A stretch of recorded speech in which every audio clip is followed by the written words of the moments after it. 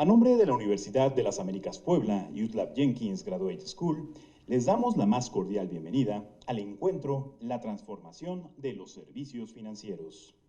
Me permito presentar a los integrantes de este presidium y solicito nos reservemos los aplausos para el final.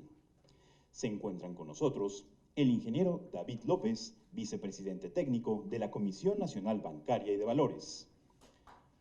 Doctor Alejandro Valenzuela, director general de Banco Azteca. Licenciada Altagracia Gómez, presidenta de Almer y Grupo Minsa. Licenciado José Luis Sánchez, vicepresidente de Servicios Financieros de Softec. Y el doctor Enrique Iglesias, copresidente del Consejo Iberoamericano para la Productividad y la Competitividad.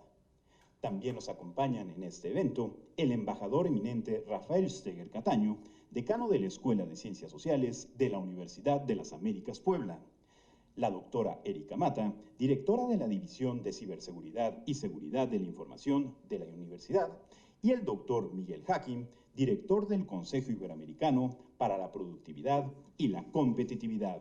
Pido a todos ustedes un fuerte aplauso a nuestros distinguidos invitados.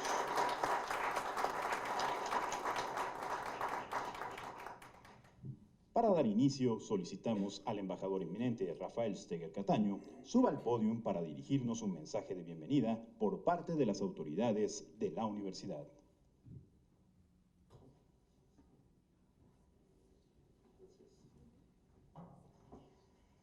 Muy buenas tardes, tengan todos ustedes.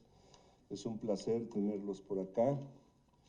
Sean bienvenidos, por supuesto, a estas magníficas instalaciones que no nos cansamos de ponderar.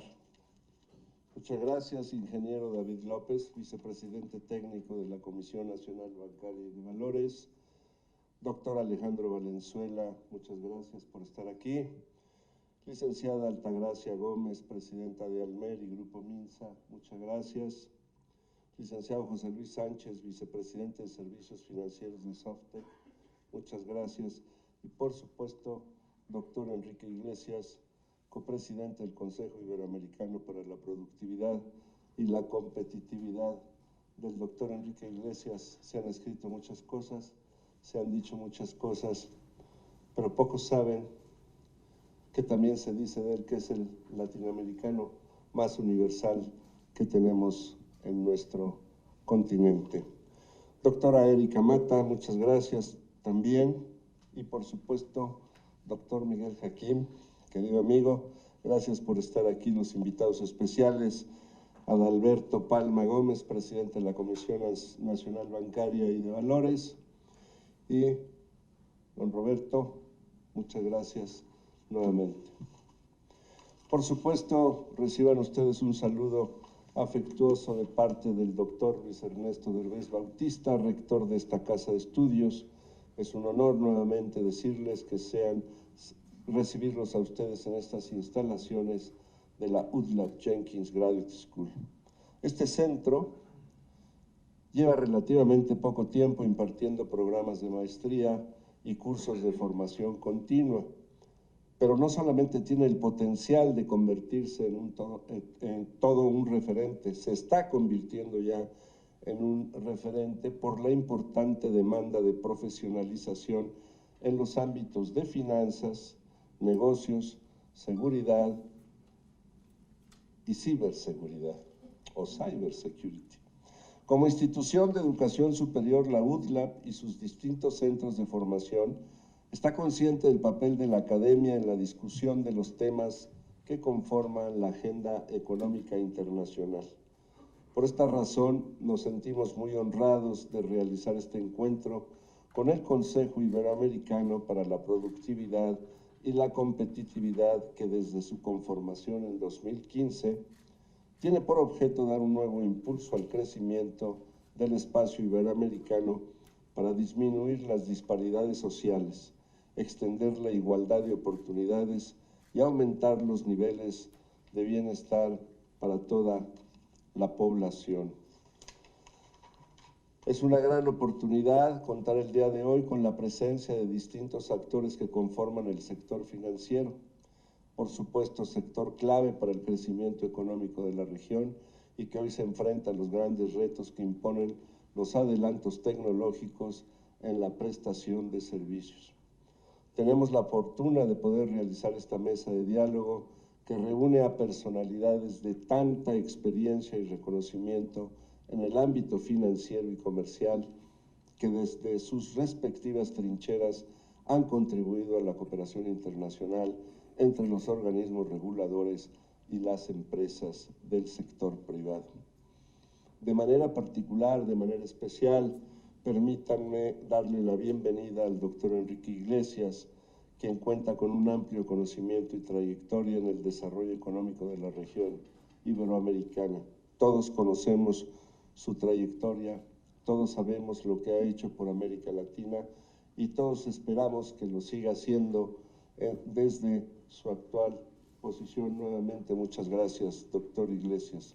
Sabemos que desde la década de los 70 encabezó importantes misiones en diferentes órganos del sistema interamericano y de Naciones Unidas, además de participar en las conferencias de la Asociación Latinoamericana de Libre Comercio y del Comité Interamericano de la Alianza para el Progreso. En 1972 fue designado director ejecutivo de la CEPAL, cargo que ocupó hasta 1985 con el rango de subsecretario general para luego desempeñar el cargo de secretario general adjunto de Naciones Unidas. De 1988 a 2005 fue presidente del Banco Interamericano de Desarrollo y de 2005 a 2014 estuvo al frente de la Secretaría General Iberoamericana.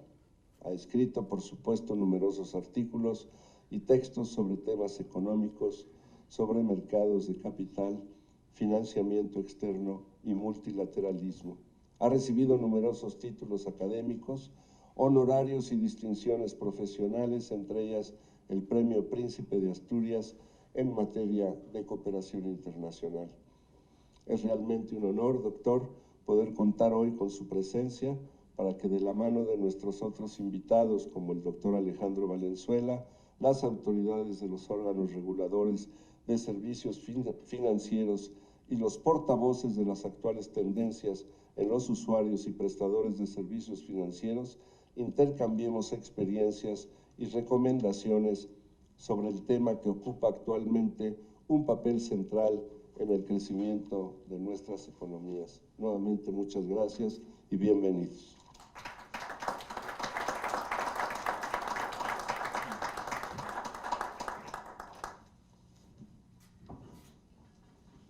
Muchas gracias por sus palabras, señor embajador. Para continuar con el programa de este evento, daremos inicio a las intervenciones de los integrantes del Presidium y al final tendremos un espacio para preguntas y respuestas. Demos ahora la palabra al doctor Alejandro Valenzuela, director general de Banco Azteca.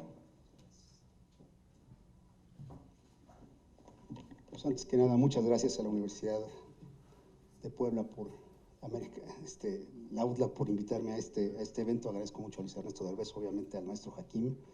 Saludo al regulador de todos los bancos, a Alberto Palma. Y pues obviamente es muy grato compartir con don Enrique Iglesias este foro. La transformación de la banca es un tema complejo por definición porque somos una industria regulada.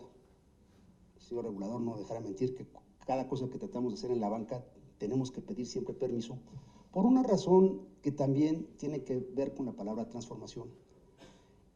El banquero, como definición, está buscando gestionar, transformar el riesgo de captar un recurso para poderlo prestar, y esa incertidumbre que genera de la captación al préstamo, al crédito, que como ustedes recordarán viene la palabra creer, te creo, pues implica un enorme riesgo. Por ende tiene que estar regulado, porque si nos vamos a la historia de la banca, cuando esta no fue regulada, pues metió al cliente, al ahorrador, en muchos problemas. Si no, recuerden ustedes lo que pasó a finales del siglo XIX y principios del siglo XX, por ejemplo, en los Estados Unidos, donde tuvieron que acudir al hombre más rico del mundo en ese entonces, que era J.P. Morgan, para poder rescatar la banca. Pero hoy en día estamos viviendo un nuevo paradigma. Estos aparatitos que llevan más o menos existiendo ya unos 20, 25 años, pues se han venido refinando, pues nos cambiaron completamente el mundo, porque empezó a darle un acceso al cliente, al consumidor, de poder tener una relación directa con las empresas, deshaciéndose de los intermediarios. La banca ha llegado tarde a la transformación porque es una industria regulada. Pero si uno se va, por ejemplo, a China, donde realmente los avances han sido fenomenales, y uno estudia el caso de Alibaba o de Tencent, uno se percata de la velocidad con la cual esas empresas tuvieron un acceso al consumidor y poco a poco primero vendieron, luego pusieron a varios vendedores a venderle a otros consumidores y luego decidieron financiar a la gente, es decir, vamos a empezar a financiar, vamos a empezar a trabajar conjuntamente. La banca se va a transformar y tampoco se va a transformar, perdón por ese contraste de ideas. ¿Dónde no se va a transformar la banca? La banca, al final del día, es una industria que requiere de la confianza y de la credibilidad de los individuos hacia ella para poder interactuar. Al final de cuentas, el manejo de los dineros es un tema complejo, es un tema que requiere, pues, un vínculo muy especial. Yo recordaba con alguien que cuando uno va a las sociedades más íntimas, en un pueblillo, por ejemplo, pues uno tiene una relación muy personal con 5 entes.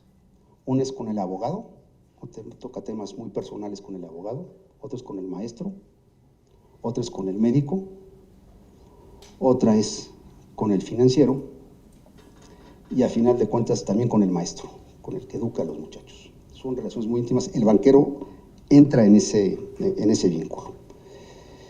La banca, a final de cuentas, es un negocio muy sencillo de explicar. Pues, ¿qué es? Captamos, prestamos y somos un medio de pagos.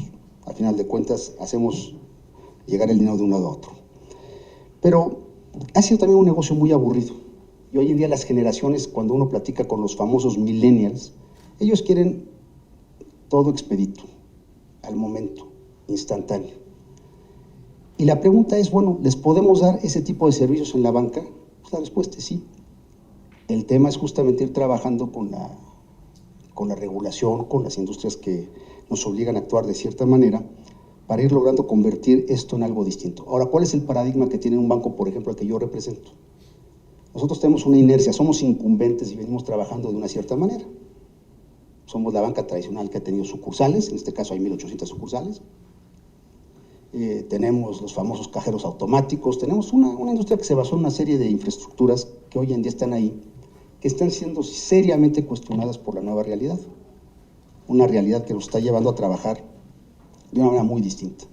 A veces uso el anglicismo de que cualquier dirigente de un banco hoy en día tiene 2 desafíos: running the show and transforming it. Entonces, el running es el día al día, es lo que tengo que hacer, y eso pues es irremediable porque es lo que a final de cuentas paga las cuentas, pero si no nos transformamos, simplemente nos morimos. Hoy en día hay una serie de incumbentes que se han percatado claramente que si no se transforman completamente en un periodo de 5 a 10 años van a dejar de existir. Entonces, el tema es cómo negociamos esas 2 realidades. En la banca hoy en día digital, pues uno puede hacer una cantidad de cosas donde ya la realidad es que los costos de transaccionar con el cliente se han reducido notablemente. Hay varios aspectos tecnológicos que además de este aparatito nos han cambiado la vida. Lo primero es lo que le llaman en inglés el Big Data Analysis. Esto es, tengo la información del cliente en toda su realidad y cada vez que transacciono tengo más información, entonces una gasolina que permanentemente le estoy inyectando a mi sistema para analizarlo. Luego se han desarrollado cosas que les llaman hoy en día inteligencia artificial. Bueno, pues inteligencia artificial lo que me está diciendo es, oye, cada individuo va teniendo patrones a los cuales yo les puedo dar una oferta individual distintiva. En el modelo tradicional hablábamos de segmentos, la clase A, la clase B, la clase C, etcétera, o por patrones. Entonces los promedios imperaban. Hoy en día el único segmento que va a prevalecer es el segmento de 1. A cada uno de ustedes les van a hablar, ya sea de eBay, ya sea de Amazon, ya sea de Uber, todos estos nuevos nombres que surgieron, pero también sus propios bancos van a decir, oye, yo ya lo tengo analizado y este señor lo que va a necesitar ahora es un crédito escolar, porque va a tener varios hijos estudiando en preparatorias o en universidades, y le va a hacer sentido esa propuesta de valor. Y así, cualquier tema, el coche llega a 4 o 5 años de uso, pues ¿por qué no proponerle un financiamiento para un nuevo coche? Y así, individuo por individuo. Entonces ya no va a ser por promedios. Esta tecnología permite a muy bajo costo hablarle al cliente directamente. Y esa visión céntrico al cliente cambia el paradigma también de ser banquero, porque los banqueros hemos sido lo que le llaman en inglés product pushers, o sea, los que empujan los productos. Hoy en día el que va a prevalecer es el que atrae al cliente, lo conoce, lo identifica y le da valor agregado. Y eso pues obviamente tiene implicaciones brutales. Entonces los datos de inteligencia artificial, también las nuevas tecnologías de blockchain, que pues a final de cuentas ya permiten tener grabado todas las transacciones de tal forma de que, oye, es que no quedó aquí asentado, no, todo está electrónicamente pactado, y eso pues genera una certidumbre muy importante porque pues a final de cuentas también somos una industria de contratos. Los contratos tienen que respetarse y tienen que llevarse a buen puerto, y todas las transacciones tienen que quedar claramente estipuladas. Esto le da una capacidad de seguimiento al sector financiero que no lo había tenido nunca. Todo lo podemos subir a la nube, algo muy abstracto, pero que a final de cuentas nos permite transaccionar de manera muy rápida, muy inmediata, a muy bajo costo. O sea, el costo marginal que tiene hoy en día un banco de agregar un nuevo cliente a su infraestructura es cero. No cuesta más, es cero. Ya si tengo una infraestructura, va a darse ahí. Ahora, también implica otra cuestión. Es un negocio que está llevando a mucha concentración. Si bien hay muchos nuevos entrantes tecnológicos con modelos realmente muy bien hechos, muy bien puntualizados, la realidad es que si no generan la escala, justamente porque los márgenes se van a ir contrayendo, no van a poder generar el modelo de negocio. Entonces muchos de ellos lo que hacen es como irse a vestir de novio o de novia para llegar a la boda, me vendo caro y me esfumo. Hay mucho de eso. También, y el señor regulador seguramente estará de acuerdo conmigo, a lo mejor no, al regulador le gusta, por definición, tener menos entes reguladas. ¿Es mejor traer 1000 regulados o a 100? Pues yo creo que 100. Y si de 100 podemos pasar a 50, pues sí, porque les puedo dar un mejor seguimiento, ¿no? De otra manera, pues tengo que dedicarme a 1000 gentes y la infraestructura que requiero para ellos es muy costosa y muy difícil de llevar a cabo. Entonces el regulador, por definición, va a tender a querer ver menos entes, obviamente con competencia, obviamente con la agresividad que se requiere, pero para poderles dar seguimiento. Y también estamos entrando, usted lo tocaba, a temas que son totalmente distintos a nuestra realidad, la ciberseguridad. Si hoy me dicen, oye, ¿qué tema no te deja dormir por las 24 horas del día? Pues es la ciberseguridad. Si no, platíquenle al Banco de México con el tema del SPEI que tuvieron el año pasado, si el tema de la ciberseguridad no se vuelve un tema brutal. O sea, robarte un banco desde adentro es mucho más sencillo que llegar con una pistola para robarte el cajero, ¿verdad?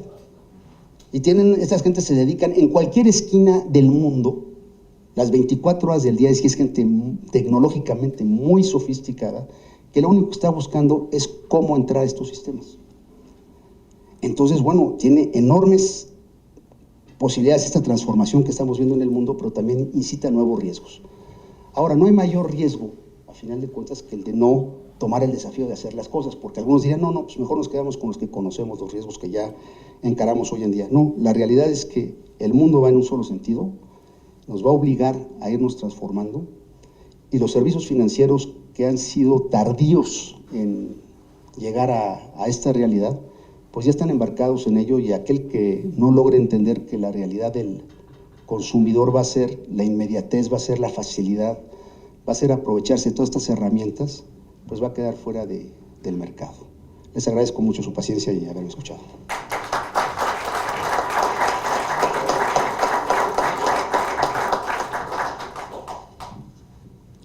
Agradecemos la intervención del doctor Valenzuela y damos ahora la palabra a la licenciada Altagracia Gómez, presidenta de Almer y Grupo Minsa.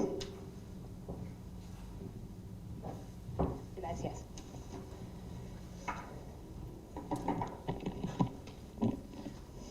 Bueno, antes que nada agradecer a Miguel, a don Roberto Jenkins La verdad es que es un honor estar al lado de ellos. La verdad me pasé tomando notas de la presentación anterior a mí y trataré de no ser muy repetitiva en lo que se dijo. No tengo ni el expertise financiero que tiene don Alejandro, y desde luego tampoco tengo un banco, ¿no? El grupo que represento el día de hoy es un grupo que tiene diversas empresas estratégicas en México, ¿no? Que está comprometido con el campo, con la originación, con el acopio, con la comercialización, financiamiento de granel agropecuario desde siempre, con la alimentación en el campo de harina de tortilla, ¿no? De maíz para hacer tortilla, y en otras cosas como la vivienda, el transporte y la energía, todos sectores desde luego fundamentales para la transformación del país, y todos sectores muchas veces olvidada por la banca tradicional, ¿no? En específico el campo y el transporte, que es a lo que me voy a dedicar a hablar hoy, y de forma muy rápida. Lo primero es un agradecimiento a don Enrique Iglesias, que creo que sin saberlo fue el mayor impulsor de Almer, que es la empresa que hoy vengo representando. Almer es una empresa que tiene 80 años de vida, ¿no? En 1937, ya 82 años, se crea Almer como una empresa paraestatal, como una empresa de gobierno, precisamente por las funciones estratégicas de acopio de grano. En el 94, 95 se hace una escisión y se forma Almacenes Nacionales de Depósito, y en el 98 es cuando el grupo toma posesión de Almer. Almer en ese entonces no tenía ni una sola bodega habilitada y tenía el mandato directo de ser una operadora, un custodio de mercancías o de inventarios de lo que entonces se había de alguna forma desbaratado, ¿no? Que era Conasupo, ANSA, etcétera. En ese entonces tomamos el 40% de lo que antes era Almacenes Nacionales de Depósito y empezamos con una empresa quebrada y con mala reputación. En el 2000, el Banco Interamericano de Desarrollo, impulsado por la Corporación Interamericana de Inversiones, da el primer reporto a México y lo hace por medio de Almer, autoriza un reporto sobre certificados de inventario para apoyar o para fomentar la porcicultura en el norte de Jalisco. Y ese entonces era un reporte de $10 millones y fue histórico para la industria. No había un almacén general de depósito que tuviese acceso a celebrar reportos, y de hecho ningún banco tampoco los hacía porque los lineamientos de la Ley Orgánica del Banco de México no habían puesto las regulaciones, ¿no? Incluso no estábamos considerados intermediarios financieros en ese entonces. En 2003, y un poco impulsado por el Banco Interamericano de Desarrollo, que vio dos cosas, ¿no? Vio un potencial en una coyuntura que se daba en México de apertura de las fronteras desde 2000, ¿no? De que habían quitado los precios de garantía, liberando el mercado agropecuario, que desde luego pues nunca se había necesitado créditos pendarios, reportes sin recursos, porque el mercado tenía liquidez, y era una liquidez pues subsidiada por el gobierno. Y en 2003 nos reconocen como intermediarios financieros y nos dan un crédito Bancomext, ya, de 854 millones de pesos para un acopio récord de frijol en Zacatecas y Durango, ¿no? Y de 2003 para acá, la verdad es que el crecimiento ha sido exponencial, de la mano de FIRA, que en 2007 ya nos considera intermediario financiero no bancario. Nos autorizan la primera línea de crédito y nos dicen, bueno, de la mano de privados complementemos a las instituciones tradicionales y hagamos llegar el crédito a las zonas rurales del país. Y desde luego el complemento pues es una forma bonita de decirlo. Nosotros llegamos a donde los bancos no quieren y no pueden, ¿no? Y no quieren y no pueden porque de alguna u otra forma, pues como bien lo decía, ¿no? El crédito y la tasa pues es un reconocimiento a la confianza que se tiene en el sector.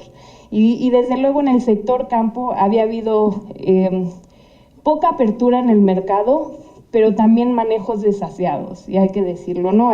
Había habido pues quebranzas importantes en temas de camarón, en temas de garbanzo, y el Estado no quería volver a perjudicar productores que ya de por sí son un sector vulnerable en México. Entonces, al darnos la confianza en 2007, les puedo decir que de ese crédito de $10 millones, que fue récord, ¿no? Y que a los 2 años se transformó en 854 millones de pesos. Ahora se operan en certificados nada más en Almer, ¿no? Pues certificados por 28,000 millones cada ciclo, ¿no? Que son algo así como 56,000 millones de pesos al año. Y el valor en inventarios es casi 80,000 millones de pesos, ¿no? Entonces ahora cuando dice la gente que está comprando maíz, o cuando dicen que está comprando frijol, o algodón, o soya, o nuez, no están comprando ni maíz, ni soya, ni frijol, están comprando certificados de depósito de maíz, soya, frijol, y de todo tipo, ¿no? Y lo que en un principio empezó como algo meramente de acopio y de granel agropecuario, se ha ido diversificando, sobre todo en Almer, ¿no? En Almer de 0 bodegas se tienen ya 750 bodegas habilitadas, y ahora lo que se va es asfalto, minerales, desde luego tequila, pero también grasas vegetales y animales, plástico, papel, empaques, aluminio, y ahora entrando a hidrocarburos, para monetizar inventarios, para ser las empresas más eficientes en su, pues desde luego en apariencia en su balance, pero también en sus procesos productivos, y una conexión que se da directamente y precisamente por el conocimiento que se tiene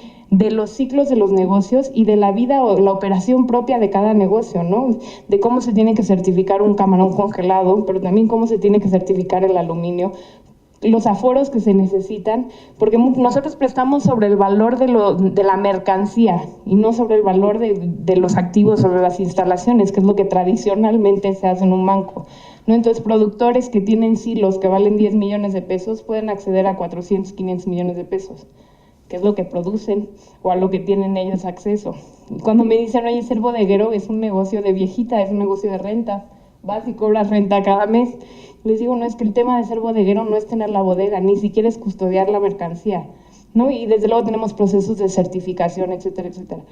Pero les digo, ser bodeguero es tener el dinero para pagarlos por anticipado al productor cuando llegan, ¿no? Y es un negocio desde luego contracíclico, ¿no? Porque en cuanto bajan los valores de mercancías, pues nosotros se nos llenan las bodegas, nadie quiere vender, ¿no? Y creo que ha sido la constitución o el fortalecimiento de las instituciones de los almacenes generales de depósito como organización auxiliar de créditos, como entidades reguladas, creo que ha sido importantísimo la profundización del financiamiento en el país, de que el crédito llegue a quien no llegue, y en términos reales es el crédito o es la tasa más barata a la que tiene acceso mucha gente, ¿no? Y yo le diría a la gente que normalmente no tendría acceso, ¿no? Porque pues es difícil pensar que cualquier banco certifica ganado, ¿no? Y que das el crédito sobre las cabezas del ganado. Y hay desde luego consideraciones de tecnología que lo hacen posible ahora, hay desde luego consideraciones de información que lo hacen posible ahora, pero también hay condiciones de mercado que lo siguen haciendo posible, porque simple y sencillamente pues el captar y colocar recursos de manera genérica o en retail no es lo mismo que para gente cuyo objetivo, cuya visión de vida, ¿no? O sea, un productor que todos los años se juega su patrimonio entero en una cosecha, una persona que comercializa acero, que todos los años está pensando que le puede dar la vuelta al mercado del acero, sobre todo en commodities, porque desde luego son mercancías no diferenciadas. Es realmente impresionante lo que ha podido transformar el sector financiero a los sectores de commodities en México, ¿no? En específico el campo, que creo que desde luego ha sido un sector pues si no olvidado, no impulsado lo suficiente. Y el otro tema, y lo abordo rapidísimo porque creo que es un tema de estos motrices que debiera impulsar la transformación del país, es el tema del transporte, ¿no? A los bancos nunca les ha gustado prestar para transporte público, y eso es desde luego entendible, ¿no? O sea, son créditos, hay una tarifa social en el transporte público, ¿no? Y el transporte público es algo que llega a 70 millones de mexicanos. Es algo que llega a los mexicanos más pobres, ¿no? Que son los que utilizan el servicio de transporte público. Es algo que incide verdaderamente en las vidas, en la calidad de vida, ¿no? Desde el punto de vista, es un bien de canasta básica, pero además es uno de los bienes que más les cuesta a las personas, ¿no? Porque en la Ciudad de México, pues, pagan 70 pesos diarios de transporte público, ¿no? Pues, con un salario mínimo que ahora suben a 100, pues es el 70% del sueldo, ¿no? Estás pagando 70% del sueldo ir a trabajar, nada más, ¿no? Y no le sumo los 14 pesos el kilo de tortilla porque ya no tienes para nada, para enfermarte, menos para recrear, pensar, etcétera, ¿no? Y este es un tema al que no le han querido entrar simple y sencillamente porque las garantías son pésimas, ¿no? Entonces, ¿qué hemos hecho? Y esto lo hemos impulsado ya de unos años para atrás y con apoyo desde luego de Nafinsa, de gobiernos de los estados, la Ciudad de México, que fue la primera que le entró. Dijimos, bueno, tenemos que hacer que un sector informal, ¿no? Donde, parecido al campo, el 88% del sector es informal, tenga incentivos suficientes para convertirse en formal. Y el incentivo realmente más grande, si queremos tener una economía formal, y eso digo, en un país donde la mayor parte de nuestra economía es informal, creo que es importantísimo hacerlo, es convertirlos en sujetos de crédito. Entonces, ¿qué hicimos? Bueno, transformemos el hombre camión a una ruta empresa. Porque el microbusero quizá no sea un sujeto de crédito que a un banco le guste, pero una ruta empresa sí, donde la concesión funciona de garantía. Porque el camión, si tardan 7 años en pagar ese camión, pues no vale nada al segundo año o al tercer año. Pero la concesión de la ruta sí. Sobre todo cuando tienes mediciones de aforo que son las adecuadas, cuando tienes una negociación o un fideicomisos de pago que son los adecuados, cuando tienes prepagos en las rutas para asegurarte que todos los que se suban estén pagando su parte. Y sobre todo en casos de temas tan delicados donde la tarifa es social y no puede ser distinto, ¿no? Porque no es un tema que le suban 3 pesos una tarifa. Y lo vemos ahora en Nuevo León, donde dice el Estado va a operar, porque no hay ninguna empresa que quiera seguir operando si no suben lo que deben de subir a la tarifa. No es que no se la quieran subir, es que no pueden, ¿no? Las personas no pueden pagar esto. Entonces, creo que el tema del transporte, desde luego es un tema de regulación, ¿no? Todos tienen facultades para regular el transporte, entonces nadie lo regula, ¿no? Porque el sector federal tiene competencia, pero el Estado también y el municipio también porque es vial.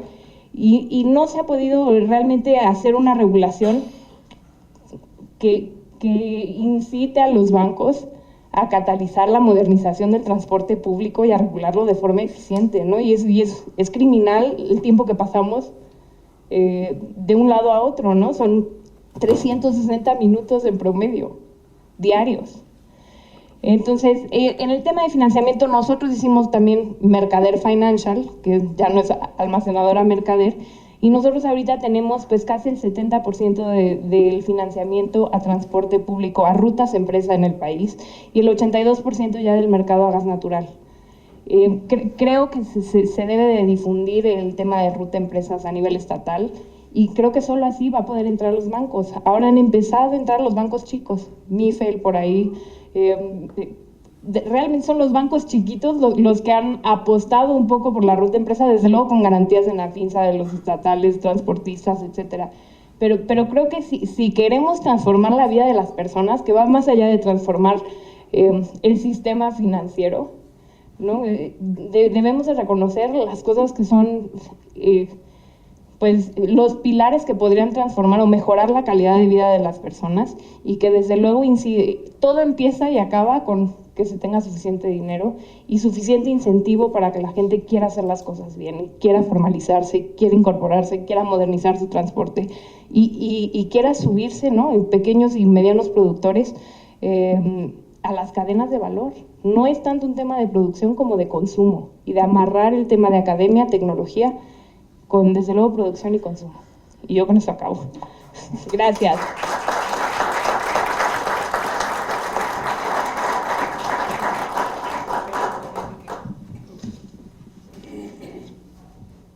Muchas gracias, licenciada Gómez, por su intervención. Escuchemos ahora las palabras del licenciado José Luis Sánchez, vicepresidente de Servicios Financieros de Softec.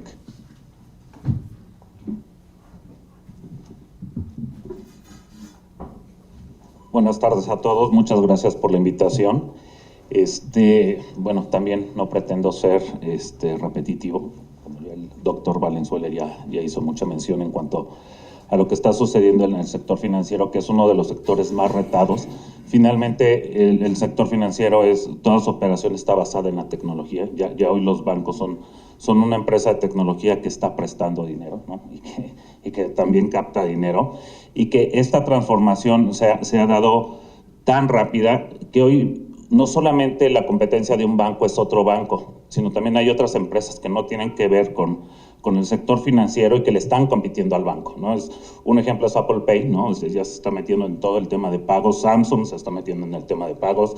Aquí en México, Oxxo acaba de comprar una plataforma de pagos bastante robusta también. Y cada vez son más empresas que hoy no participan dentro del sector financiero como tal, no son una financiera, no son un banco, sin embargo le están entrando a ciertos modelos, ¿no? Clip, que es una fintech que tiene el dispositivo para que cualquiera de nosotros pueda hacer cobros, ¿no? Y se puedan realizar a través de tarjetas de crédito, de débito.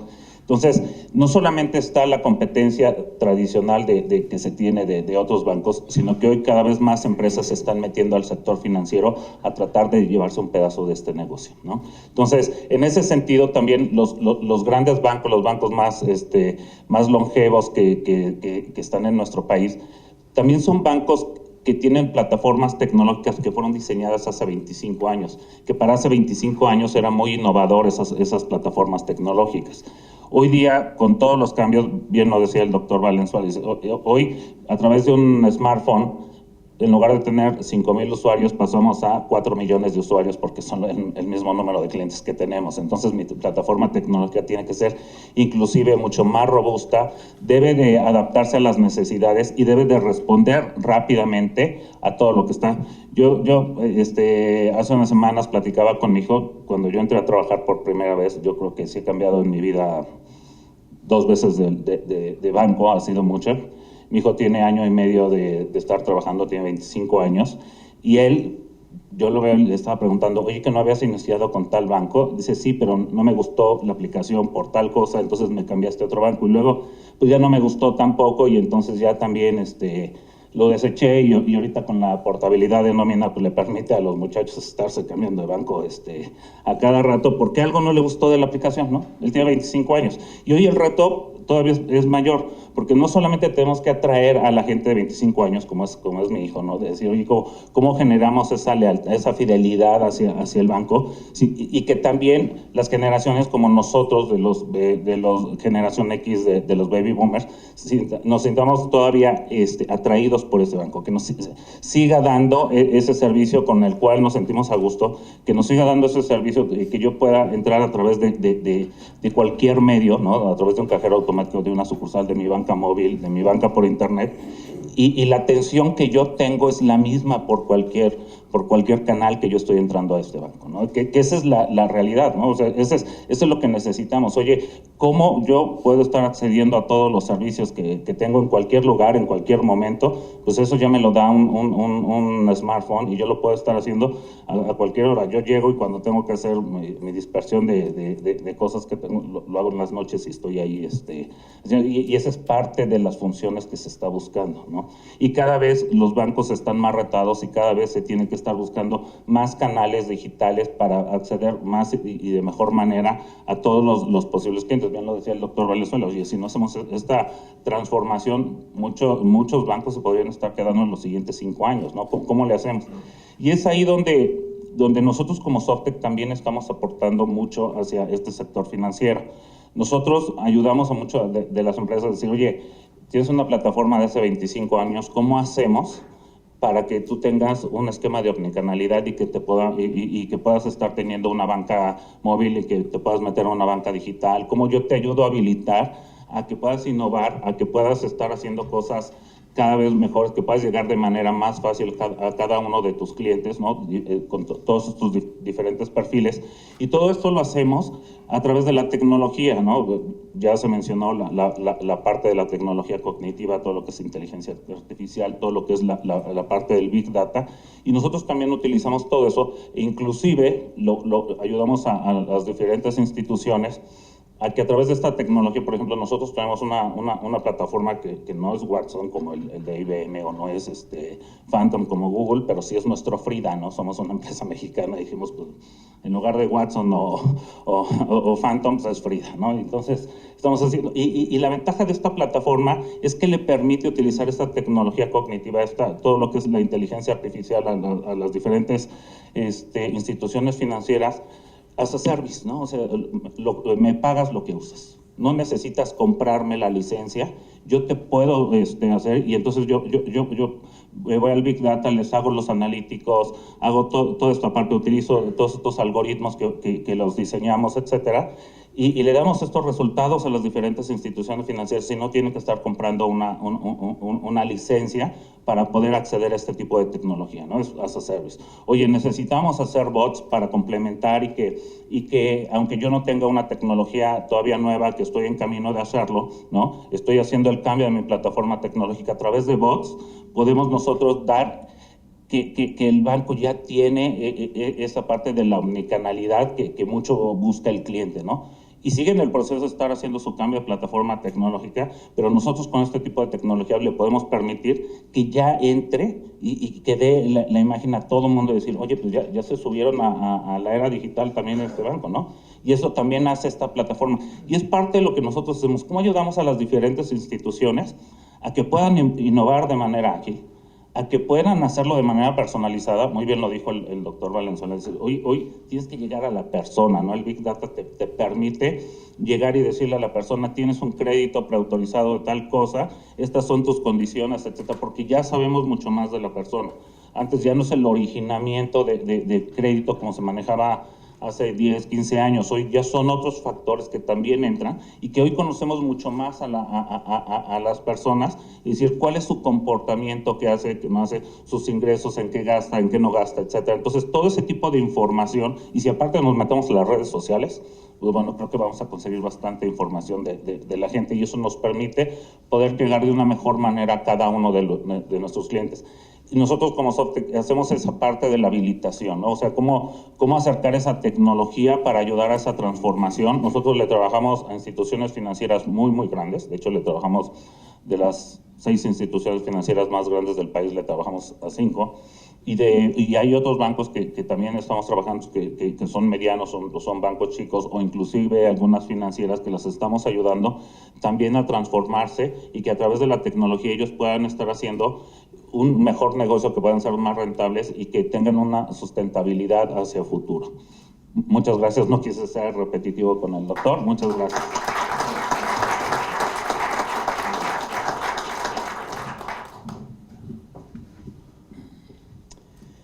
Agradecemos la aportación del licenciado Sánchez y solicitamos ahora a la doctora Erika Mata, directora de la División de Ciberseguridad y Seguridad de la Información de la UTLAP, suba al podio para compartirnos sus reflexiones.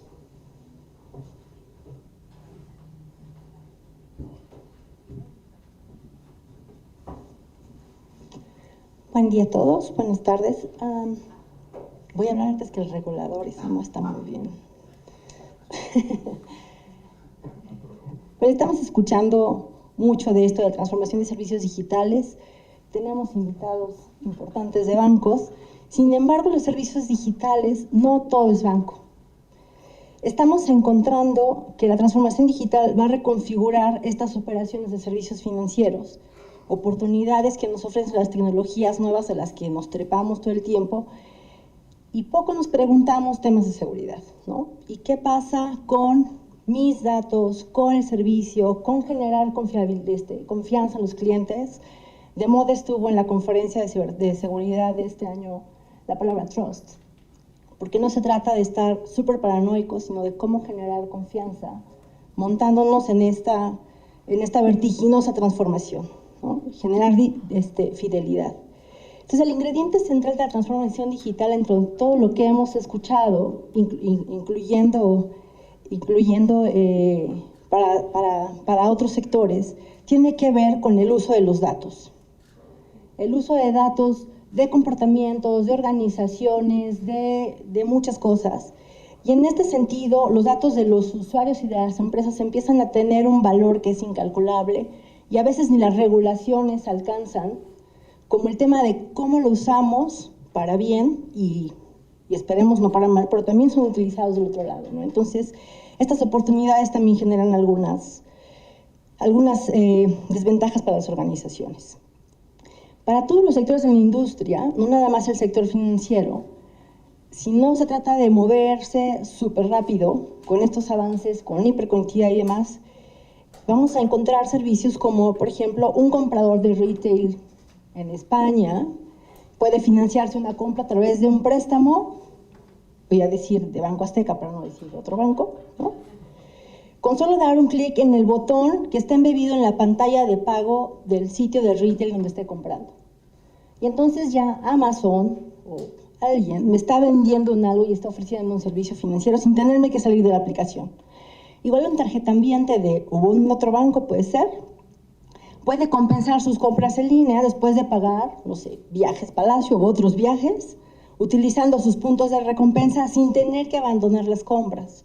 Y entonces estos cositos ya solo tengo que entrar en una aplicación para tener todo en el mismo lugar. Entonces de eso se trata, ¿no? Un poco. Otro ejemplo podría ser una banca abierta, que es un enfoque que están hablando mucho en la transformación de servicios financieros, en donde todos los clientes tienen, o clientes de clientes, tienen opciones para encontrar facilidades y lo que estén necesitando en algún lado, basando en una plataforma que tiene que reconfigurarse para ofrecer cada vez más y más mejor experiencia cliente y sobre todo mejor experiencia cliente que es diferenciado. Y para hacer esa diferencia necesitamos tener como muchísima información de estas personas y de los servicios que queremos encontrar. Entonces yo creo que un poco retomando lo que se ha platicado en el transcurso de la sesión, un reto clave para todas las empresas de servicios financieros, bancos o no, en esta era del cambio es cómo llevar la complejidad y la velocidad que requieren esta integración de servicios a una velocidad suficiente para mantenerse vivos en el mercado, ¿no? Porque si no, estos lastres de muchos años de algunos bancos que por ahí conozco, por ejemplo, y otras instituciones, nos van a llevar justo a esto, ¿no? Buscar alternativas que a lo mejor se salen un poco de lo tradicional, y sí, hay que arriesgar, pero hay que arriesgar con sentido también, ¿no? Y entonces, la otra parte es, lo que todavía no hablan, las regulaciones. Para estos servicios también tienen que adaptarse a esta evolución. Tienen que abrir posibilidades para comerciantes, para consumidores y para beneficiarios en todo sentido, en mercado de pagos, en créditos, en otros servicios financieros que están al alcance de dispositivos, de aplicaciones y otras cosas que están embebidas y están también hiperconectadas. Hay regulaciones como la europea, la PS2, pero también la Comisión Nacional Bancaria ha trabajado, Vivalores ha trabajado bastante en este sentido de decir, si queremos dar ventajas competitivas, pero también queremos trabajar en pro de la ciudadanía, porque al final del día el espíritu es distinto, ¿no? No son accionistas en una organización, pero sí es en pro de la ciudadanía, cómo estos servicios generan esta confianza, esta fidelidad y estos incentivos de sí quiero usar este banco, sí quiero trabajar con esta empresa, sí quiero seguir usando Uber en lugar de Didi o en lugar de otro, por ejemplo. Entonces, este cambio requiere trabajar mucho con eso, con terceros, con fintechs o con otros participantes que van a garantizar no solo cumplimiento con lo que dicen los reguladores, sino con temas de seguridad de servicios en identificación, en autenticación, en autorización, que yo, usuario, ciudadano, mortal, quiero tener, quiero recibir, y no que me estén como hablando todo el tiempo, ¿no? Y nos invaden como miles. Entonces, esta generación de confianza en los clientes con reguladores y todos los actores requiere el apoyo de todas las industrias, de todos los sectores, y sí, evidentemente vamos a caminar en esta evolución tecnológica, pero con mucho sentido común y con mucho pensando que si es una estrategia de negocio, buscamos diferenciar clientes y queramos generar un ambiente que es competitivo, pero que es transparente y que es cuidando a todo el mundo. Muchas gracias. Y me olvidaba de algo. Porque es en esta convergencia en donde la División de Ciberseguridad y Seguridad de la Información de la UTLAB está recién creada, estamos como nuevitos, pero no es un proyecto nuevo. El doctor Berbés tiene un proyecto en donde está buscando hacer referencia en asesoría y acompañamiento con distintas organizaciones, aprovechando la experiencia de todos los que estamos trabajando aquí, entendiendo la naturaleza de organizaciones, entendiendo riesgos y estrategias, y trabajando mucho en esto que todo el mundo dice, falta mucha gente. En realidad, falta que tengamos ganas de formar y de preparar en lo que cada organización necesita. Eso me refería hace rato, entendiendo naturaleza, ¿no? Entonces podemos apoyar desde modelos de gobierno que son robustos, controles que se alinean con todo, pero además permiten trabajar al ritmo que requiere cada organización.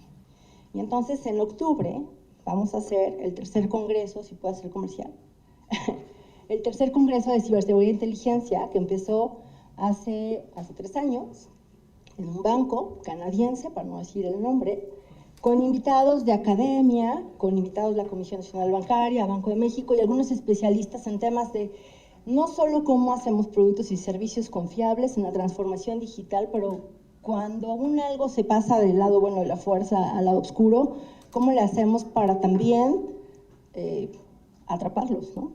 No nada más protegiendo solo nosotros. Y entonces 3 y 4 de octubre va a ser el tercer congreso de ciberseguridad e inteligencia. Esperemos que Adalberto nos acompañe también este año ahora, ¿no?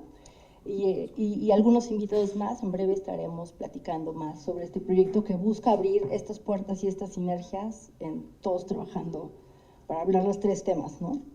Transparencia, transformación y seguridad para todo el mundo. Muchas gracias.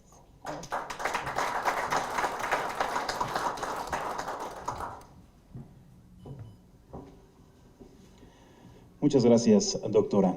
Ahora cedemos la palabra al ingeniero David López, vicepresidente técnico de la Comisión Nacional Bancaria y de Valores, para conocer los puntos de vista de la autoridad regulatoria.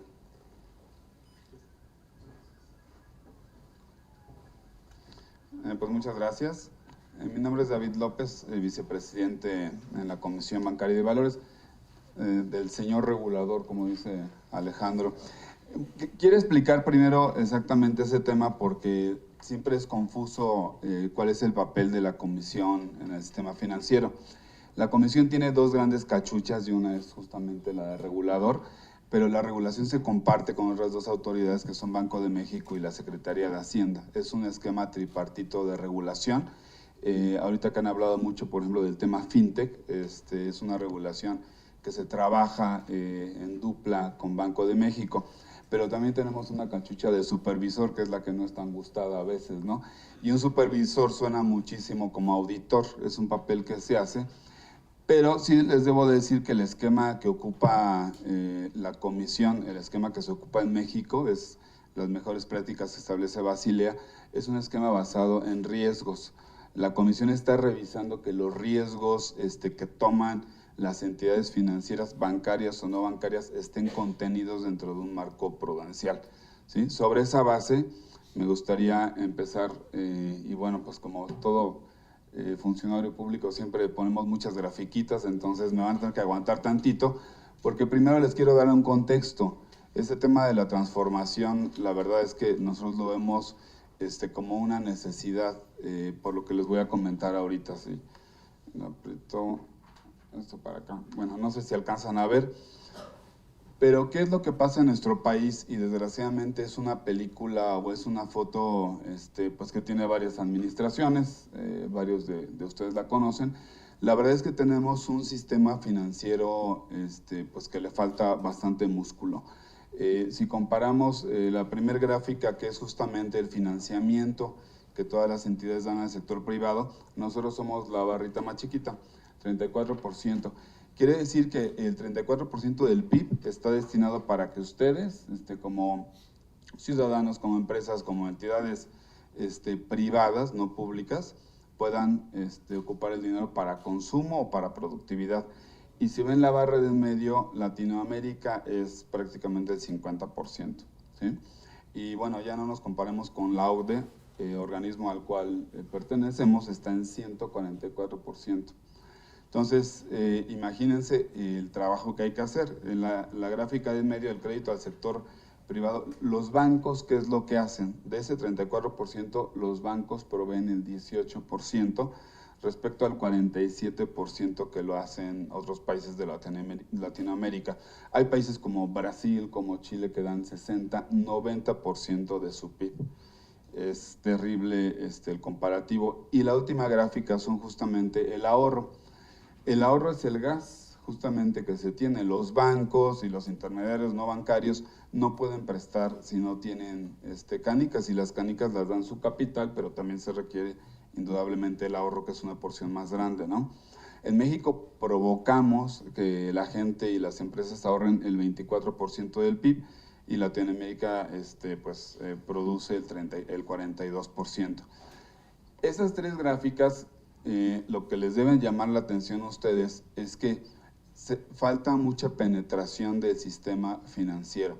Y hay una tesis económica que tiene que ver con que a mayor penetración hay mayor desarrollo económico y mayor inclusión, no solo financiera, sino también mayor inclusión social. Lo han escuchado, la premisa de esta administración, el crecimiento que hemos tenido históricamente, que es más o menos 2%, es muy magro, y desgraciadamente es la mitad del crecimiento de los países emergentes, que es del 4%. O sea, tenemos una vara que es justamente del doble. Y ese financiamiento es importante que se vaya a consumo, indudablemente, porque pues, es uno de los directores también de la economía, pero más importante es que se vaya a financiamiento. El financiamiento a las empresas, y principalmente a las MIPYMES, que también tiene que ver con lo que decía Altagracia, con el tema de los almacenes. Las MIPYMES en México son esa barrota que se ve ahí, que es del 99.8%. En otros países no es distinto, ¿sí? En varios países siempre es más del 50%, son como 75%, porque son una gran cantidad. El problema es que aquí son 99.8%, y si ven la barra del medio, pues resulta que solamente tienen el 17.8% de la cartera de los bancos. Está totalmente desproporcionado. El resto se va a las grandes empresas. Y otro tema que también debe de estar en el radar es el tema bursátil. La Comisión Bancaria tiene dos Bs, la B es de bancos y la V es de valores. Nosotros también, como lo hace la SEC en Estados Unidos, regulamos al sistema bursátil. Esa última barra también les dice el magro crecimiento que ha tenido ese mercado. Y lo pueden ver, las empresas listadas en el país son 2.4%. Apenas se ve el numerito. Entonces es increíble que tengamos también un sistema bursátil tan poco desarrollado en nuestro país, ¿no?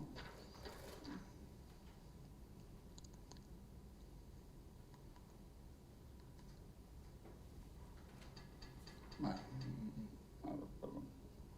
Ya se me desapareció una lámina. Perdón. Bueno, no sé qué le pasa. Pero bueno, no, de hecho desaparecieron dos láminas, perdón. No sé qué pasó. Bueno, hay un par de láminas que quería comentarles también. La comisión organiza una encuesta de inclusión financiera, se llama LENIF. Lleva 3 ediciones esta encuesta, y esa encuesta sí muestra mejoras en sus 3 ediciones. Hay más inclusión financiera, indudablemente. Sí debo decirles, y bueno, aquí está Alejandro y nos lo podrá platicar, con un banco tan, pues con tanta penetración en sucursales, pero la verdad es que se están reduciendo el número de sucursales, ¿sí? El sistema bancario y no bancario está reduciendo su número de sucursales, y en cambio se están incrementando de forma exponencial, como se imaginan, el número de aplicaciones móviles, la banca por internet, todos los accesos son mucho mayores, y las sucursales tienden a reducirse. Sin embargo, todavía la población adulta en nuestro país que tiene una cuenta, ¿sí?, es un poco más del 40%. Si nos comparamos, Argentina tiene más. Argentina ha tenido crisis más severas que nosotros y tiene mayor penetración en ese aspecto. Y ya no les platico Brasil, que tiene el 70%, ¿sí? Y por ahí tenemos ya arriba países como Francia. Los países europeos están prácticamente al 100% de penetración. Cada adulto, prácticamente en ese país o en Estados Unidos también, cada adulto tiene una cuenta al menos, tiene un crédito, tiene una cuenta bursátil incluso, ¿no? Y un tema que es también relevante y tiene que ver con lo que platicaban ahorita de la seguridad. La verdad es que también tenemos un problema de educación financiera, porque la gente no está cubriendo sus riesgos, ¿no? La penetración de los seguros en México es como de 2% del PIB. Es decir, que la gente gasta solamente el 2% del Producto Interno Bruto. En Argentina otra vez se gasta más. en Brasil es el doble y en Francia o en Reino Unido son el 8 y el 10%. Sí, tenemos también muchísimo trabajo que hacer ahí. Hay una baja penetración del sistema de seguros, pero también tiene que ver con un tema de educación. La verdad es que los mexicanos como que no vemos el futuro con mucha preocupación y lo que hacemos es que no ahorramos mucho y tampoco gastamos bastante mucho en seguros, ¿no? Me iría ya un poco a platicarles qué es lo que nosotros estamos pensando en la comisión. Y es indudable que el sistema financiero nosotros lo estamos viviendo porque pues, nosotros recibimos indudablemente las solicitudes de autorización para los nuevos esquemas y ya estamos recibiendo una cantidad, pues varias veces de las autorizaciones que recibimos de la banca tradicional para algún tipo de servicios, ¿no? Justamente la tecnología está afectando a los mercados de valores hasta la banca, ¿sí? Y en particular estamos trabajando con FinTech. Ya se emitió una regulación en el último trimestre del año y estamos trabajando en una regulación secundaria más específica para cada tipo de intermediarios. Esto nosotros lo vemos como muy positivo porque indudablemente la comisión tiene que dar apertura a estos esquemas, pero tiene que regularlos porque lo más importante es que cuidemos justamente el dinero que está ahí. Sí, el dinero que se ocupa para financiamiento colectivo, por ejemplo, pues es dinero que inversionistas están aportando y tenemos que cuidar lo que le va a suceder. Tenemos que cuidar que no le pase nada a estas empresas, tenemos que cuidar que tengan una administración de riesgos adecuada, tenemos que cuidar que también tengan un esquema de ciberseguridad adoptado, ¿sí? Y justamente toda esa regulación es en la que está trabajando ahorita la comisión. Estos cambios se dan, como se ha platicado, se dan principalmente en el front, en la parte, en la ventanilla que tienen los intermediarios financieros. La experiencia del cliente es ahorita lo que está dirigiendo a lo que se está produciendo y no al revés. Pero también del otro lado, en los procesos de control y análisis de información, y debo decirles, incluso en la autoridad, la comisión está trabajando ya en esquemas para supervisión en tiempo real del sistema. El sistema FinTech va a ser revisado de una forma pues ya en línea, ya no va a haber tal vez algunas revisiones in situ, pero realmente todo va a ser totalmente en línea y desde fuera. Entonces eso les dice cómo también se tiene que adaptar. Hay un sistema que también se está trabajando en la comisión para PLD, que es lavado de dinero, que es algo que preocupa también muchísimo a la autoridad y es algo que revisamos absolutamente de todos los intermediarios.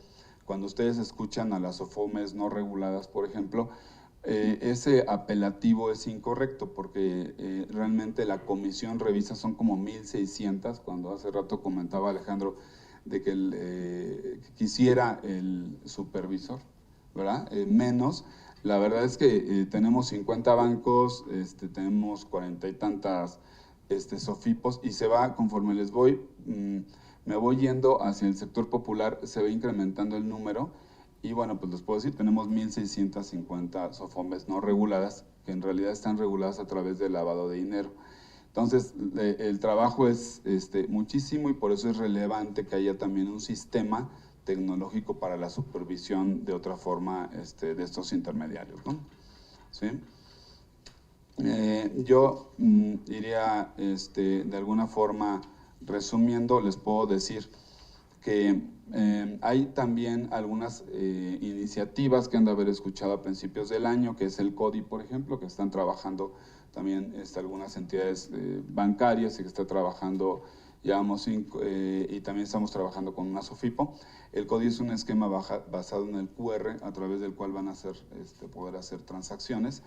Ese sistema se está trabajando también para adecuar un poco a la banca. Estamos trabajando en las contrataciones remotas de productos financieros. Ya no se va a requerir que necesariamente un cliente se pare en una sucursal, sino que ahora los bancos podrían ofrecer un producto de forma remota, ¿sí? Yo terminaría diciéndoles que esta transformación pues sí, está indudablemente cambiando el esquema de trabajo de los bancos, porque son las entidades que tienen pues mayor penetración y mayor presencia en el país. dado esos nuevos jugadores que están entrando, pero también está cambiando la forma de pensar pues de la autoridad, ¿no? La autoridad sabe que debe de darle la apertura a esos nuevos intermediarios, que hay que regularlos, pero lo más relevante va a seguir siendo pues la protección justamente al ahorro de la gente, ¿no? Seguimos trabajando, la condición sine qua non tiene que ser que la protección del ahorro de la gente se mantenga exactamente igual, que la banca tenga la estabilidad que ha tenido. De hecho, esa condición es la que se ha logrado a través de los últimos años. Los bancos están bien capitalizados, son totalmente solventes, y ahora creemos que estamos en un punto donde podemos provocar este desarrollo a través de estas nuevas tecnologías, en tanto cuidemos pues los riesgos, ¿no? Y entre ellos debe ser uno de ciberseguridad. Pues sería todo de mi parte.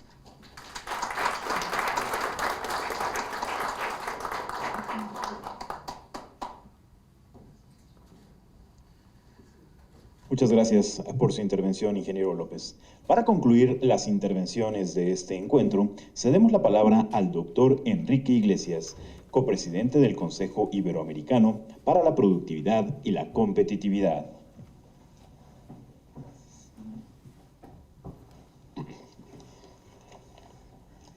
Muy buenos días o muy buenas tardes, ¿no? Muchas gracias, embajador, muchas gracias, amigo Rafael, por las palabras. Yo quería decir, en lo personal, que tengo un gran cariño y una gran deuda con este país. 3 de las oportunidades que me dio la vida en CEPAL, en el Banco Interamericano y en la Secretaría Iberoamericana, en los 3 sucedía a un mexicano que se convirtió en líder de mi candidatura con el apoyo del gobierno. Mañana, si tendré elementos para agradecer yo a este querido país. Muchas gracias. Muchas gracias al seminario que se demostrar el agradecimiento a la universidad, al instituto, por traer al debate el tema financiero. Yo comenzaría por decir que este ha sido realmente un tema que se ha venido agrandando en los últimos años, no solamente a nivel específico de los bancos, como se acaba de decir ahora, sino particularmente del sistema financiero en el conjunto de la economía mundial. Yo creo que una de las cosas importantes que uno ha apreciado es el papel que ha tenido el sistema financiero en el mundo con la gran crisis que hemos tenido en el año 2008-2009, que fue una de las crisis más importantes después del año 30. El sistema financiero internacional fue el que permitió que la crisis no llegara a los niveles a que pudo haber llegado, como fue la trágica década de los años 30, cuando no tuvo la pericia o la habilidad o el impulso político para hacerlo. Yo he vivido muy de cerca todo esto y quería simplemente señalar cómo, de alguna forma, el año 2008 puso a prueba si realmente había capacidad en el sistema de regulación internacional para llevar adelante las medidas que permitían enfrentar una crisis realmente espectacular, generada por sectores que no tuvieron el comportamiento debido, una banca en la sombra que tuvo las consecuencias que todos conocemos. Pero sí es importante ver cómo de alguna manera hubo una reacción de los bancos centrales que fue fundamental para poder limitar el riesgo de la crisis que en algunos casos golpeó, no en América Latina, afortunadamente, en la forma que golpeó en otras partes, pero yo estaba en esa época viviendo en España y vi lo que significó esa crisis. Y yo creo que eso demostró que el sistema financiero reaccionó colectivamente frente a un tema y fue un instrumento que permitió, como digo, evitar una catástrofe mayor. Y se incursionó en temas que estamos todavía viendo cómo se resuelven, por ejemplo, la caída, la reducción en las tasas de interés, que siguen siendo anormalmente bajas en la comparación histórica, y los problemas además que se derivan de la situación particular de la abundancia del crédito barato, que es un tema que en Europa, particularmente en Estados Unidos, han sido fundamentos centrales de la reacción frente a la crisis del año 2008. El tema es cómo administrar todo eso ahora, cosa que no está claro. Y sobre todo el tema es cómo ver cómo ese sistema financiero puede salir al encuentro de las nuevas desafíos que tenemos adelante, como el caso es del cambio de época que estamos viviendo, la guerra comercial entre las dos grandes potencias competidoras, que pueden tener consecuencias muy importantes, ya lo están teniendo limitadamente, pero yo creo que el tema que hoy tiene el mundo respecto a esta crisis no es menor.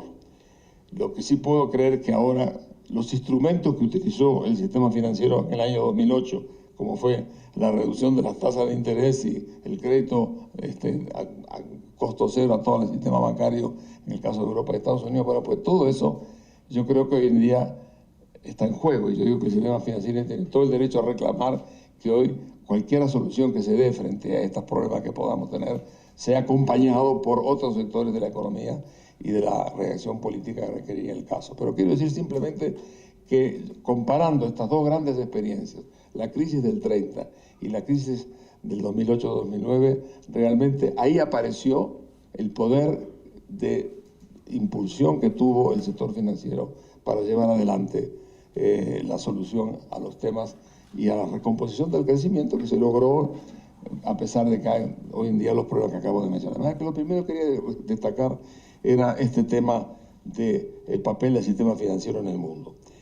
Hemos tenido presentaciones muy estimulantes porque nos pusieron al frente de varios de los temas centrales que tenemos hoy con respecto, primero, al sector bancario. Las exposiciones del amigo Valenzuela, que no tiene poca experiencia en este campo, puso de manifiesto lo que significa el sistema de la banca, cómo ha evolucionado. Yo fui banquero privado durante 13 años, era más joven, pero sí, y tuve una experiencia, yo le diría, cuando usted mencionó esa relación con el cliente, si yo tuviera que volver a hacer una otra vida en estos campos, yo comenzaría por trabajar en un banco, porque me permitió eso que usted dice, el trato con la persona, el conocimiento de la economía en su base real, todo eso es realmente, y usted dejó un desafío, hay que transformarse o desaparecemos, muy importante. Yo creo que eso es quizás la síntesis de su exposición, es buscar el llamado a la transformación.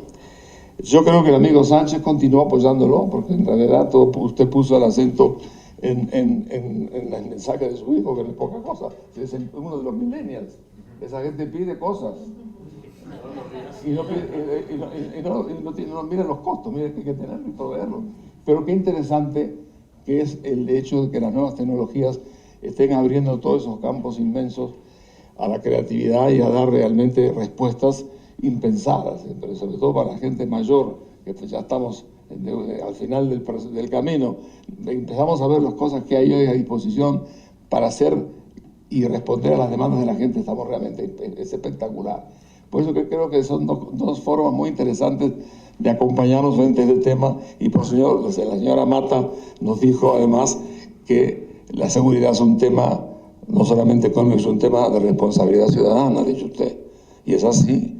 Había que incorporar en los derechos del ciudadano el derecho a tener seguridad.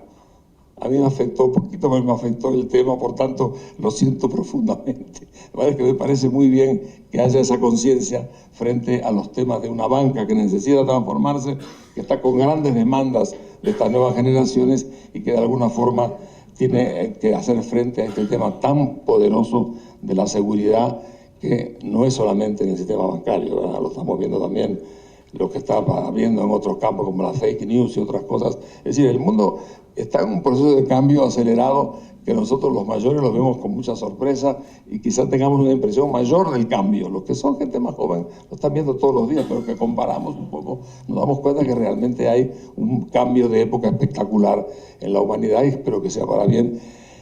Pero hay que trabajar en esta idea de los derechos que usted mencionaba, me parece muy importante.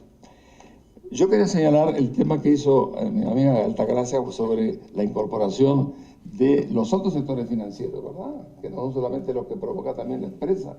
Es verdad, la empresa ha avanzado en campos nuevos que permite una relación de confianza y de conocimiento que es una forma complementaria y muy importante para hacerlo. Y usted recordó al Banco Interamericano, muchas gracias. Porque yo quiero mucho esa institución. Efectivamente, yo quería decir que, y aquí no se mencionó como un punto, pero el papel de la banca internacional debe ser un papel precisamente subsidiar y acompañando al sistema bancario nacional. Esa es la idea, de traer recursos, aportar esos recursos y con esos recursos traer una mayor capacidad de captar recursos a las empresas nacionales y además traer experiencias acumuladas y mejorar los costos financieros que puede significar tener una mayor credibilidad en los mercados internacionales. Yo creo que los bancos, a mí me tocó vivir muchas crisis en los años 70 y 80 especialmente, para ver que hemos aprendido todos, pero creo que hay un papel para cumplir. Me alegro que usted ha traído esa referencia a nuestro debate. Y por último, por supuesto, los temas que usted nos recuerda respecto al papel regulador. Yo creo que una de las cosas que trajo la crisis del 8, además, es el mejoramiento a través de Basilea de los mecanismos de control bancario. Y ahí había que hacerlo, porque la verdad que hubo un grupo de bancos internacionales y se hizo esa banca en la sombra, que fueron los realmente responsables y corresponsables de que los sistemas financieros no hayan hecho a tiempo lo que había que hacer. De manera que a mí me parece, ustedes están haciendo algo muy importante, mejorando las formas mucho más sofisticadas que las que teníamos antes. Cuando me tocó ser Banco Central, pues tenía sí, el tema mismo de hoy en día es infinitamente más sofisticada la regulación bancaria en todo el mundo y especialmente en América Latina. Yo diría que nosotros hoy, en América Latina, no tenemos nada que envidiar en materia de tecnificación de los bancos centrales a cualquier otro banco del mundo. Y lo mismo está pasando con el tema regulatorio. Todo eso me lleva a una conclusión final. Todos estos cambios son realmente desafiantes, atractivos, a veces meten un poco de miedo, a dónde va todo esto. Yo creo que la civilización va a ir para mejor. Yo creo que las cosas hay que ser, la gente, sobre todo la gente joven que está aquí, pero destacaría un elemento de conclusión que quizá sea importante a los efectos de vincular todo esto a la competitividad, a la productividad, y es qué significativo es concentrar un esfuerzo integral en materia de educación, que es lo que están haciendo ustedes con la universidad, con el instituto. Una educación que va más allá de la enseñanza primaria, es revisar la educación a todos los niveles, es comenzar a educar a la sociedad. Muy importante, incluso en mi país se hacen cursos en las escuelas para que la gente empiece a aprender un poco de qué se trata todo esto. Y es importante que esos niveles de educación se afianquen dentro de las cosas que se están haciendo aquí, que es entrar a formar a las nuevas generaciones en todos estos nuevos elementos que aporta la digitalización y las tecnologías de la comunicación y la información. Yo creo que si algo tenemos que atender es cómo hacemos para formar a las nuevas generaciones que van a tener que administrar estos procesos del sistema financiero y de todo el sistema productivo y que requieren una formación muy importante, muy dinámica y transformadora. En ese sentido hay que felicitar lo que se está haciendo aquí, porque precisamente dar a las jóvenes generaciones de México capacidad de poder aprovechar las nuevas oportunidades de trabajo que van a venir hacia el futuro. De manera que yo les agradezco a todos en nombre de esta actividad que estamos haciendo para promover un poco la productividad y la competitividad, porque ustedes han dado en el centro de los problemas y por tanto nos alientan a seguir trabajando un poquito con la ayuda de ustedes. Muchas gracias.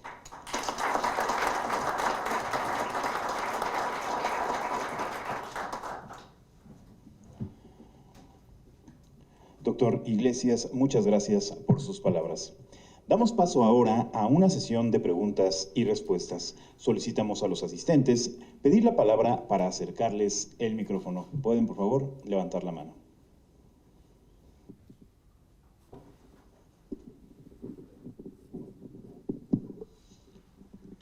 Hola, buenas tardes. Soy Jorge Ortiz. Me da mucho gusto estar aquí en mi alma mater.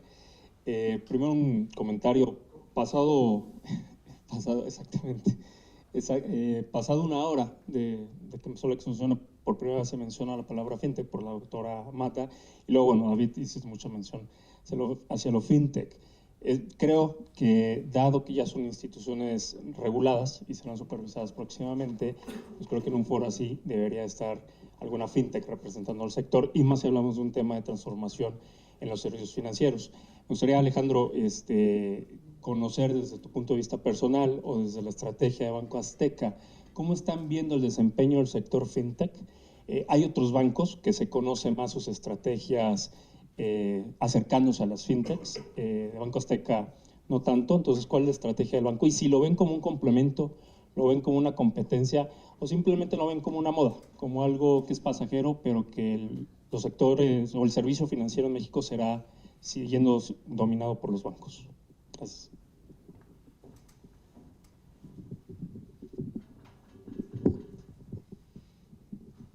Con mucho gusto. La realidad es de que yo le dedico al menos 2 visitas al año para ir a la zona del sur de San Francisco y San Francisco para ver lo que están haciendo justamente los fintechs. Entonces, claramente nos obliga hoy en día a todos a estar viendo justamente lo que están haciendo. La fintech, al final de cuentas, hay que entender cuál es su origen. Su origen es buscar justamente las ventajas de arbitraje que puede haber entre la forma que opera hoy en día el banco y su clientela. Y han buscado reducir todos los costos transaccionales y darle capacidades distintas para poder justamente interactuar al cliente de maneras muy diversas a lo que un banco tradicional pudiese haber pensado en el pasado. Si los bancos no nos asociamos con las fintechs y no buscamos entender cómo están haciendo justamente sus formas de negocio, estamos también perdidos. Entonces, el que te pudiese contestar a alguien de que pues ahí las tenemos, no. Lo que sucede es que muchas veces también sucede que las propias fintechs lo que buscan es venderse. Entonces, ya traigo un modelo de negocio, yo no voy a poder generar escala, ¿qué tal si te vendo? Y claro, todos los bancos estamos interesados en una mejor forma de hacer negocio.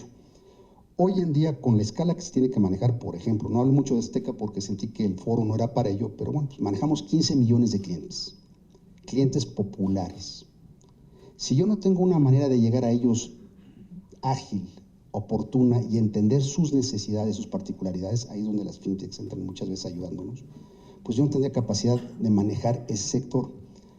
Se hablaba de la penetración financiera y déjenme darles un ejemplo justamente de lo que está revolucionando esto. ¿Qué es más fácil? Pregunta. ¿Dar un crédito de $1 millón a un corporativo, a una pyme, o dar ese mismo $1 millón a 10,000 gentes? ¿Cómo? Los costos de transacción. Bueno, pues antiguamente parte de la problemática de la penetración financiera es que para los bancos la ruta más fácil, es decir, mejor doy un crédito o 2 créditos grandotes o medianos, y esos atomizados no me interesan porque el costo transaccional es muy alto. Justamente el mundo de la modernidad nos está llevando a la capacidad de penetrar por ahí. Pero aquí, por ejemplo, no hablamos de algo que no hemos podido todavía como país en México resolver. No tenemos un carnet de identidad nacional. Digo, una premisa de seguridad nacional para un país. Entonces, ¿cómo podemos estarle prestando a un individuo, a un grupo de individuos, si no sabemos quién está atrás? Claro, con todo lo que estamos viendo en la actualidad, yo muchas veces pienso que si George Orwell viviese hoy en día, ya no lo hubiera escrito como 1984. A lo mejor sería 2024 o 2034. Y entramos también a temas muy complejos que tocamos colateralmente, que es la privacidad de los individuos. El Big Data nos mete en temas hoy en día que jamás nos imaginamos en los temas más sensibles de cada individuo que podamos estar viendo. A través de la transaccionalidad, les doy un ejemplo de que ya está muy escrito. En Inglaterra hace como 10 o 12 años de repente, en las familias les llegaba cartas de empresas promocionándoles productos para bebés. Y los papás decían, no, pues nosotros no tenemos bebé en camino, pero la hija sí. Entonces de repente se enteraban los papás de que estaba embarazada la muchacha porque justamente a través de su transaccionalidad o lo que estaba haciendo daba indicios de que venía un bebé en camino. Entonces, bueno, son temas así, les puedo dar muchos otros temas donde estamos entrando en los rincones más complejos de nuestras sociedades, que vamos a tener que buscar un compromiso entre la ética, la civilidad, cuestiones que no se han discutido ampliamente, pero que necesariamente vamos para allá. Y regresando al tema de las fintechs, son las primeras que están empujando a que esto se logre. Entonces, pues yo las celebro, sí trabajamos mucho con ellas. Déjame decirte que hoy en día, por ejemplo, ¿qué estamos buscando con algunas fintechs? Pues simplemente la capacidad del reconocimiento facial. Tú entras a una sucursal o a través, ya sé quién eres, ya sé qué transaccionas y ya tengo una oferta para ti. Eso es lo que estamos buscando. Gracias.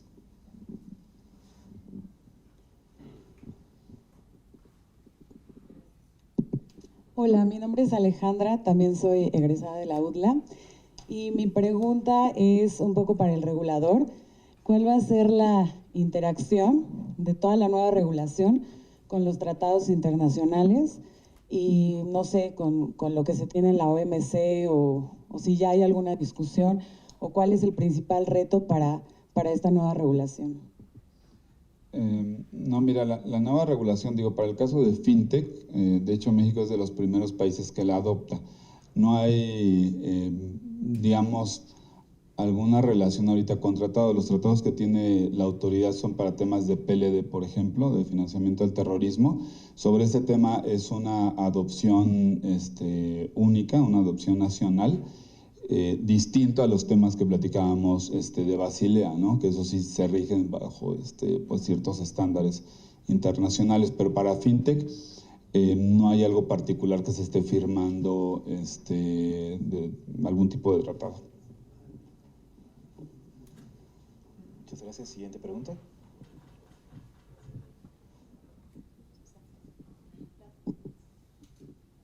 Hola, buenas tardes. Soy Elsa Ayala. Yo estuve muchos años en la Secretaría de Economía y me tocó dirigir normatividad mercantil. Y en normatividad mercantil nos enfrentamos a un reto bien grande que quisiera ver cuál es su punto de vista. Cuando se empiezan a hacer cuestiones innovadoras, ¿no? en los sectores, los primeros, y bueno, aquí ya vemos muchos abogados, los primeros que brincan son los abogados, ¿no? Cuando llegamos a las instituciones financieras con modelos novedosos, seguros por un tema de tecnología, los abogados los primero que nos decían era, no, creo que no, no. Yo necesito el sello, yo necesito que todo el mundo me diga que sí, tiene que pasar por 85 gentes y se acababan los proyectos. Entonces yo quisiera que alguno de ustedes me compartiera su punto de vista de cómo enfrentar esto y cómo enfrentar al Poder Judicial, ¿no? El Poder Judicial es un reto, pues, ¿no? Porque también, entonces, los bancos hacen su chamba, los reguladores hacen su chamba, pero resulta que llegamos con el juez y el juez te dice, uy, no, esto tampoco se puede, yo esto no le entiendo, no sé cómo le hacemos. Entonces, tenemos muchos retos, ¿no? Que todavía como país no hemos enfrentado. Entonces, quisiera su punto de vista sobre esto.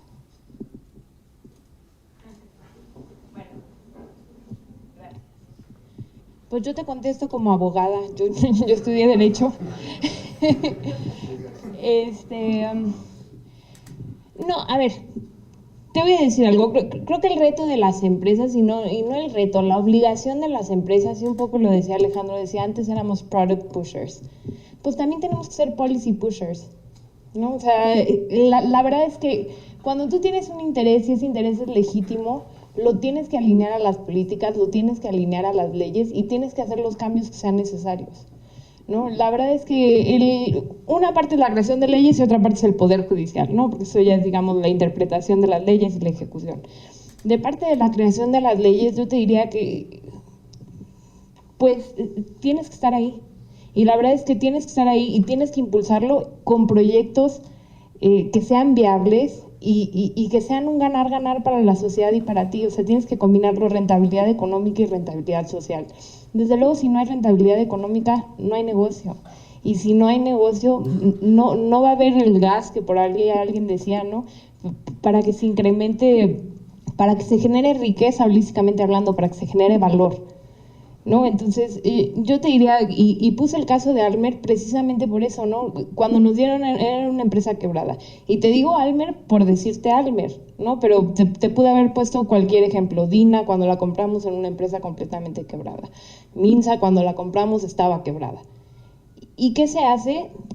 Pues se empieza a construir un modelo de negocio y se empieza a tomar lo que sirve de las leyes en México, y si no hay algo que sirva de las leyes de México, bueno, atraer aliados internacionales que crean en ti y que crean en tu modelo de negocio. Creo que los abogados del diablo son bien importantes en todos los negocios, y creo que la función de los reguladores sí es dar manotazos, sí es decir, hey, cuidado, hey, no estás viendo este riesgo. Porque muchas veces nosotros somos nuestros mayores porristas y desde luego queremos que salga un negocio. Y muchas veces pues estamos blindsided por cosas que tenemos que tomar en cuenta, no solo para protección de nuestros inversionistas, sino para protección del público en general, ¿no? O del consumidor final.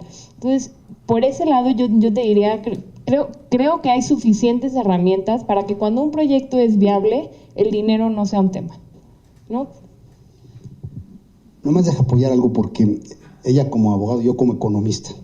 Yo recuerdo que escuché alguna vez a Rudy Dornbush decir una frase que se me quedó muy grabada, aquí don Enrique se debe acordar, que decía: la diferencia entre un país desarrollado y un país en proceso de desarrollo es que el país desarrollado tenía leyes flexibles de aplicación firme,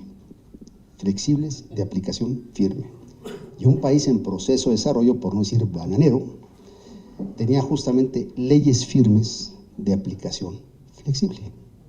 Entonces, justamente en la medida que podamos tener flexibilidad, particularmente en un entorno cambiante a una velocidad verdaderamente vertiginosa, con el pragmatismo y a la vez con la educación y la capacitación, justamente hablabas de los jueces, muchas veces el problema del juez es que no le entiende, no sabe de lo que está viendo, y no tenemos la capacidad institucional de decir: oiga, sabe que se va a ir usted a un seminario de 3 semanas para entenderle, porque va a tener que de alguna forma deliberar sobre el tema. Es justamente, aquí en la UTLA, por cierto, se os pueden dar, son de las cuestiones que sí, lamentablemente, nos han generado muchos problemas durante muchos tiempos, y por eso también cuando se habla de los problemas que aquí de alguna forma se tocan directamente, uno de los grandes problemas de este país es el Estado de Derecho. No lo hemos sabido aplicar. La ley es de geometría variable. Gracias, doctor. Siguiente pregunta. Vamos a aprovechar para ir alternando, si me permite, con preguntas que se han generado a través de nuestras redes sociales. Y tenemos una pregunta para el panel, quien guste contestarla, y es: ¿qué beneficios ha implicado la transformación financiera en materia de competitividad económica?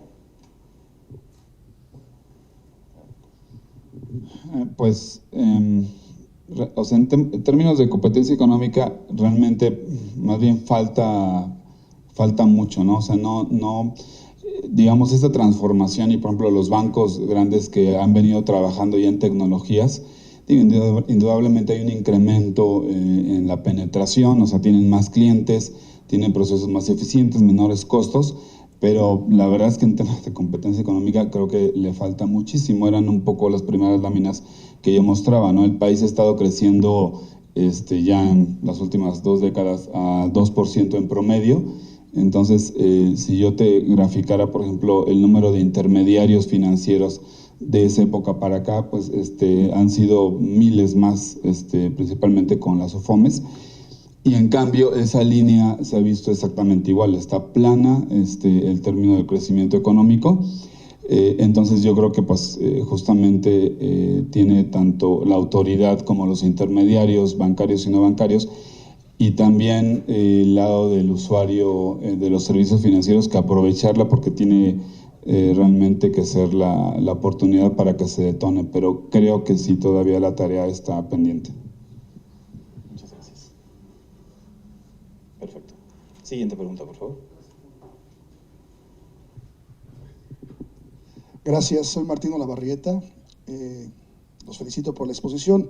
Es una pregunta muy breve y tiene que ver, hace 20 días asistimos a la CEPAL, al Foro de los Países de América Latina y el Caribe, para que rindieran el informe sobre la Agenda 2030 y el desarrollo sostenible.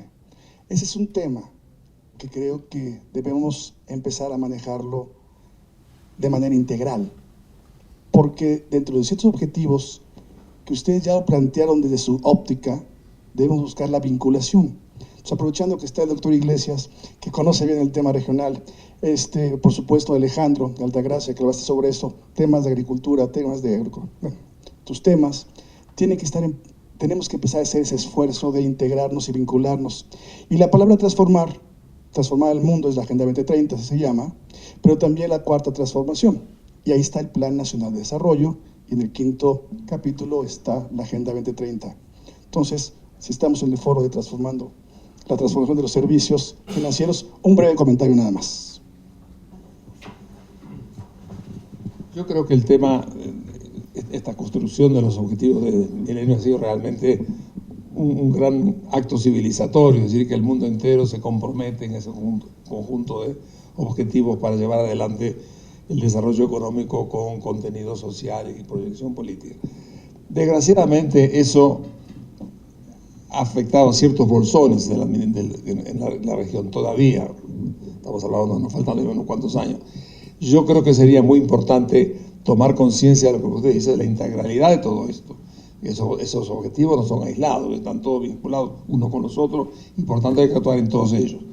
Creo que eso es responsabilidad ciertamente del sector público, muy importante.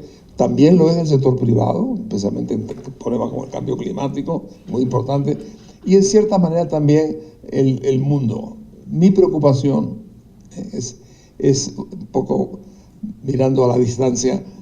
Hoy lo que tenemos nosotros es una crisis en perspectiva donde esos esfuerzos multilaterales que usted ha mencionado van a entrar por lo menos en una menor aceptación o vigencia en las relaciones internacionales.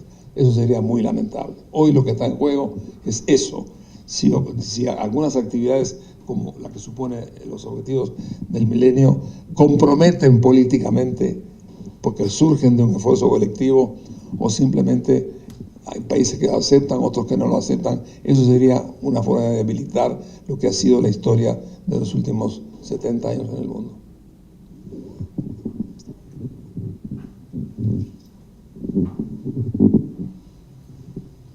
Gracias.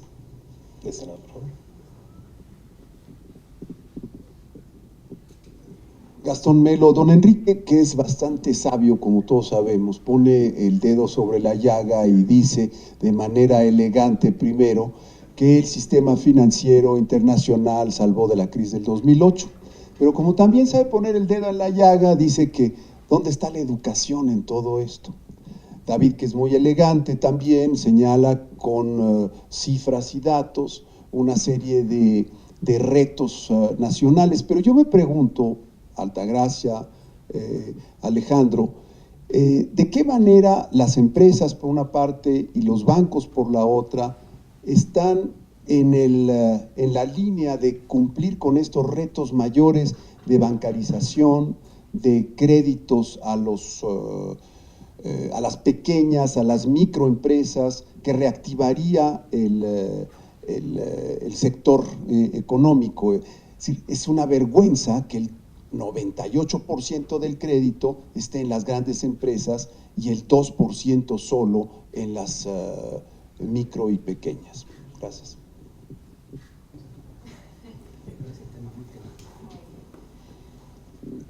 A ver, te pongo un ejemplo que no es de Almer, para salirme un poquito, y te lo pongo en Minsa, que sí no es una organización auxiliar de crédito, es una empresa que vende harina para hacer tortillas, ¿no? Y el 80% del mercado de Minsa pues no son los clientes institucionales, ¿no?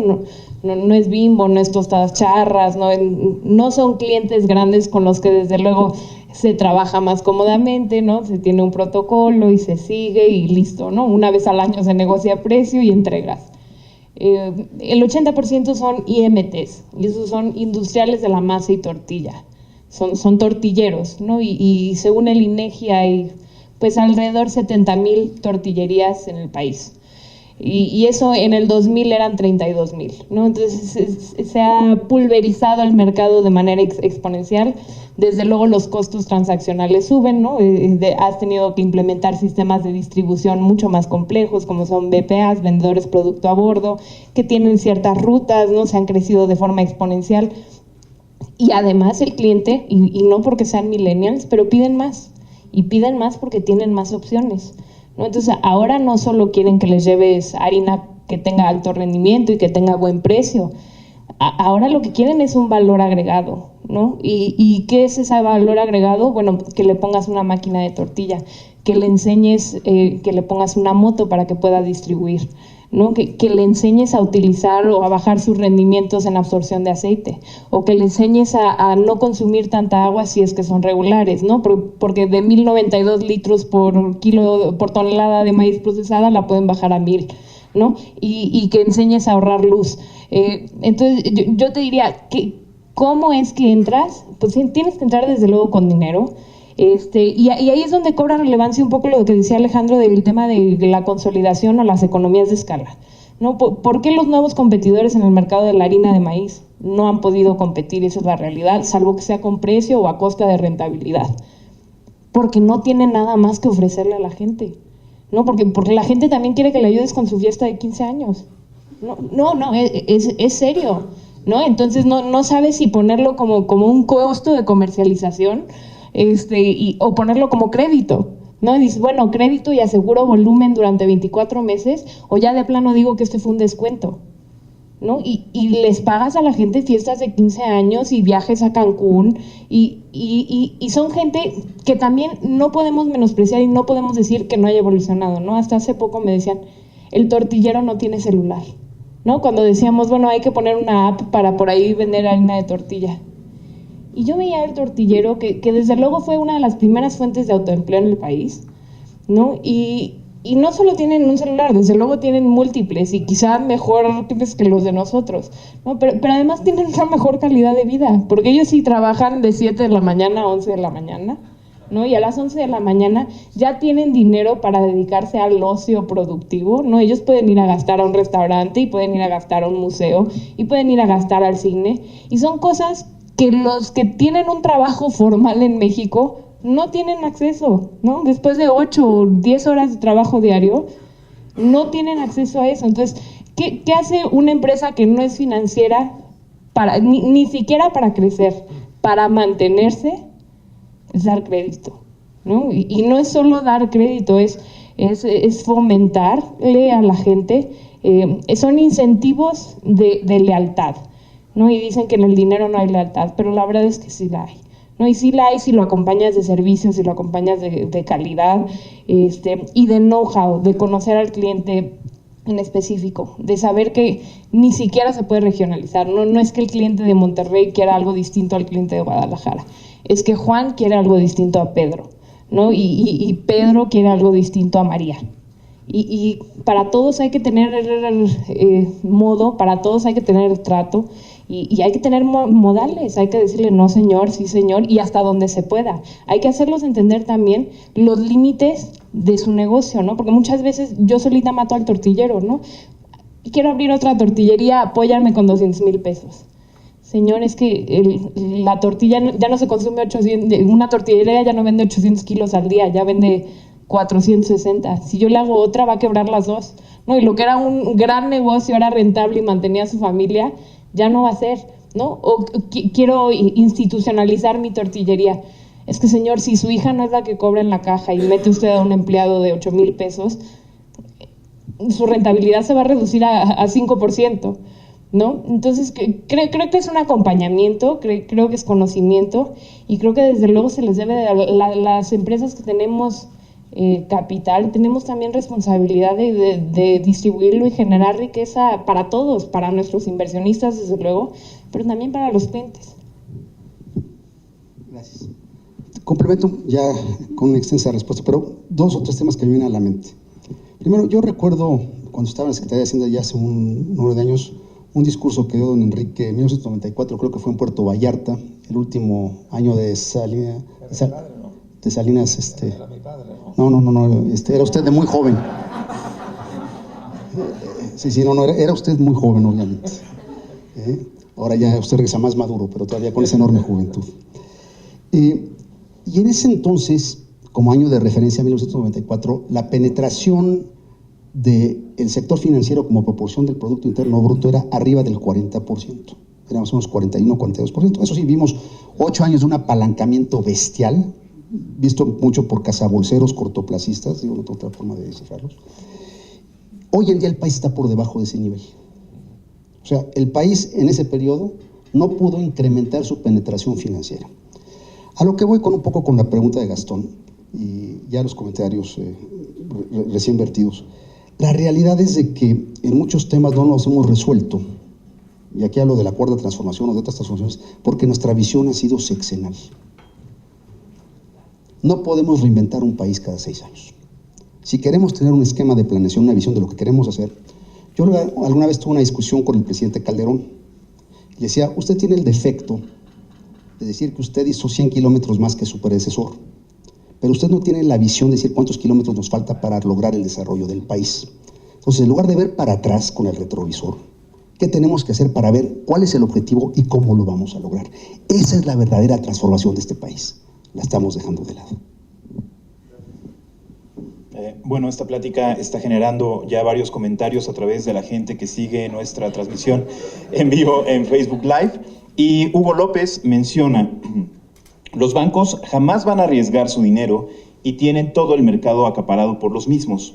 Solo las financieras o bancos pequeños son los que apuestan a financiar a sectores económicamente bajos. ¿Puede alguno de ustedes hacer algún comentario al respecto?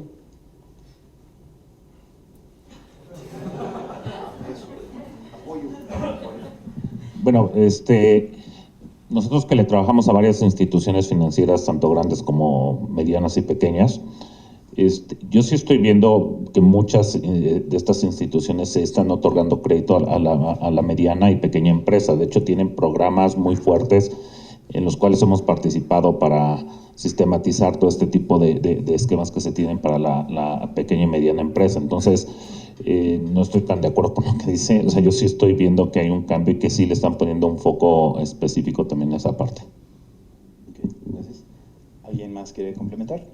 A ver, quizá también falta un sector aquí que es banca de desarrollo, ¿no? Que precisamente tiene como función determinante el impulsar los sectores estratégicos del país, donde el riesgo es muy alto para una banca comercial, que finalmente tiene un objetivo, desde luego, de lucro, pero también debe de cuidar el patrimonio de sus inversionistas, ¿no? Entonces, creo que el tema de la banca de desarrollo es un buen complemento para eso. Y desde luego las SOFOMs de nicho, ¿no? Y yo lo decía en el transporte. Bueno, yo produzco autobuses, desde luego yo soy la primera interesada en que se financien las propias unidades que produzco. Desde luego no se puede comer el mercado una sola persona, y en ese sentido pues es imperativo que haya regulación, y hay regulación, ¿no? El Banco de México, pero que se incite o se incentive que la banca comercial entre a ciertos sectores que han sido históricamente olvidados, desde luego. Pero no se puede pedir peras al horno. O sea, no le puedes pedir a un banco que entre a financiar un sector donde de antemano sabe que va a perder dinero, ¿no? Entonces, yo diría, hay que mejorar los sectores para que generen confianza, hay que formalizar a distintos sectores, y no hay que olvidar a la banca de desarrollo, que en México en específico hace un trabajo fenomenal. Muchas gracias. Sin olvidar la banca internacional que se ocupa del tema, porque yo creo que don Antonio Ortiz Mena empezó ya en el año 1972 a abrir la primera institución internacional que abrió el campo a las pequeñas empresas. La microempresa fue un objetivo que yo me tocó además multiplicar en mi gestión, porque creo que había una responsabilidad. Y realmente, y cuando se mencionó, por ejemplo, el apoyo a ustedes, fue cuando la corporación se creó fundamentalmente para eso, para ayudar a empresas pequeñas que no podían recurrir a los grandes fondos internacionales porque no había capacidad de acceso, y eso es lo que hay que tratar de defender. Los organismos internacionales tienen que apoyar su colaboración, especialmente a estos sectores, porque ahí es donde está su legitimidad.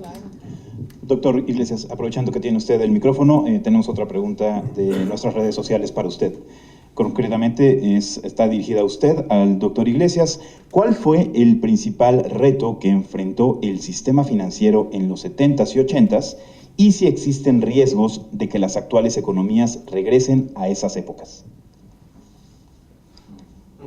Vamos a ir tan despacio para no ser efectivamente. Yo creo que la crisis del 2008 fue una crisis gestada y generada fundamentalmente por las grandes especulaciones que se hicieron por fondos, sobre todo ligados a empresas bancarias y fondos fuera del sistema y del circuito, y eso fue lo que provocó la crisis que estalló en Estados Unidos y en Europa.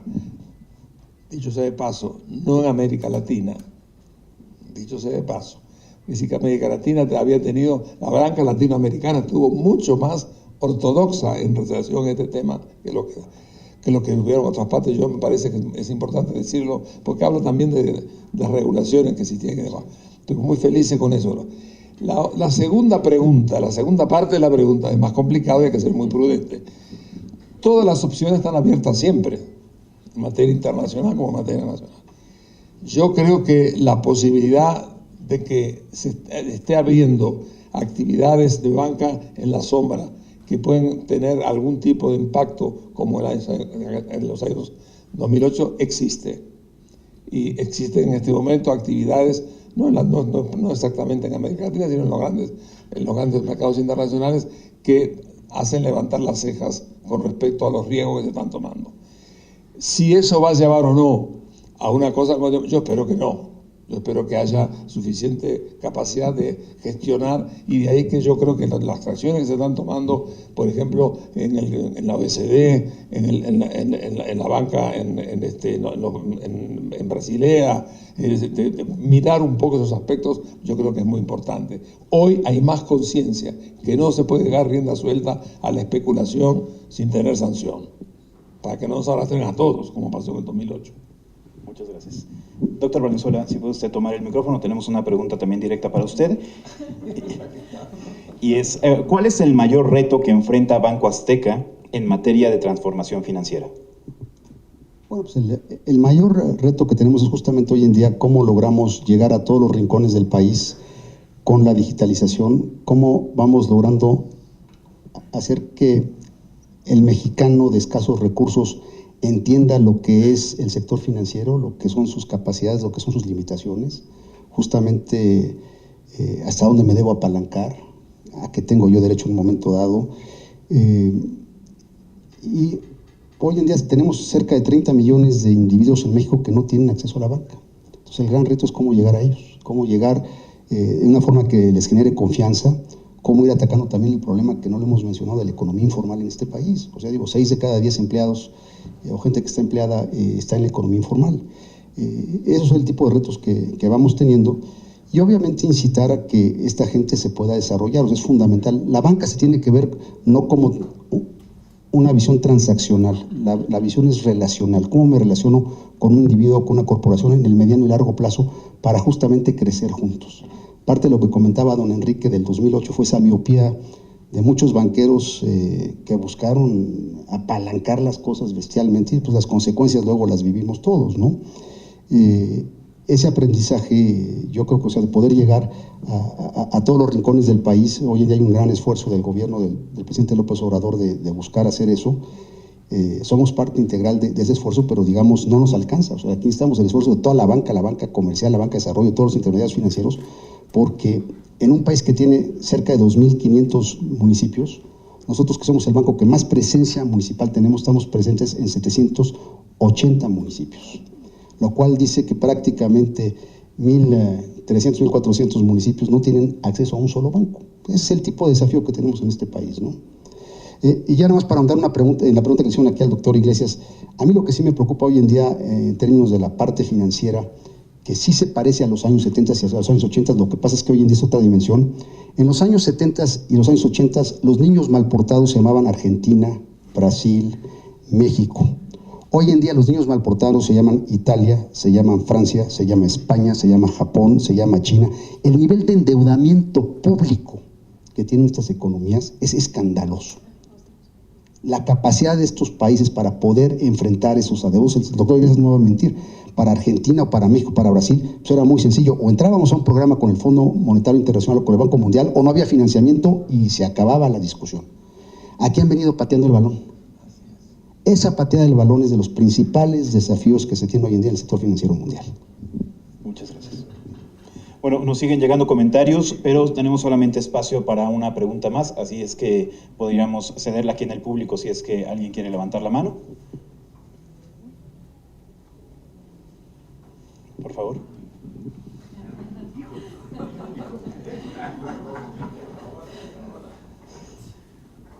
Felicidades a la UTLA por este evento, ¿no? La verdad es que es un orgullo para la comisión formar parte de esta provocación, ¿no? Hecha por Miguel Hakim, la verdad se los agradecemos muchísimo, ¿no? Yo quisiera nada más hacer un par de comentarios que me parece que podrían ser relevantes, ¿no? Creo que flota en el ambiente este cambio de paradigma que nos estamos enfrentando. La transformación de los servicios financieros para mí es esa señal, ¿no? Algo tiene que transformarse, y si algo se tiene que transformar es porque no estamos convencidos de lo que tenemos está bien, ¿no? Pues si no, ¿para qué lo transformamos, no?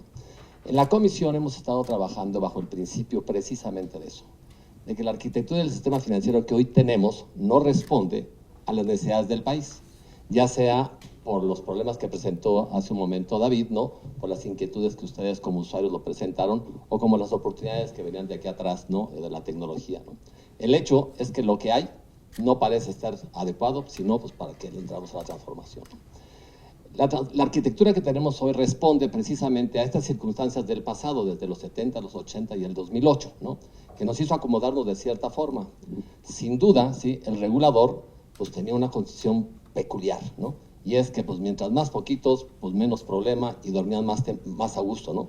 David y yo quisiéramos dormir igual de a gusto, pero creo que sería irresponsable pensar que quisiéramos menos intermediarios, porque lo que el país requiere es mayor inclusión, ¿no? La palabra para mí es inclusión, no bancarización, es inclusión. Es el individuo el importante al final del día, ¿sí? En este crecimiento y en el bienestar que estamos buscando, que fue la razón por la cual pues, estamos haciendo lo que nos corresponde hacer nosotros en la comisión, ¿no? Hemos invitado a los intermediarios financieros, ¿no? Que por cierto son casi 5,000 con los que la comisión tiene que ver, incluyendo almacenadoras, ¿no? O sea, un mercado que yo acabo de aprender de él, por cierto, con su asociación, ¿no? O sea, que me fueron a educar, ¿no? Y la idea es que la regulación no sea un pretexto para que ustedes hagan lo que tienen que hacer.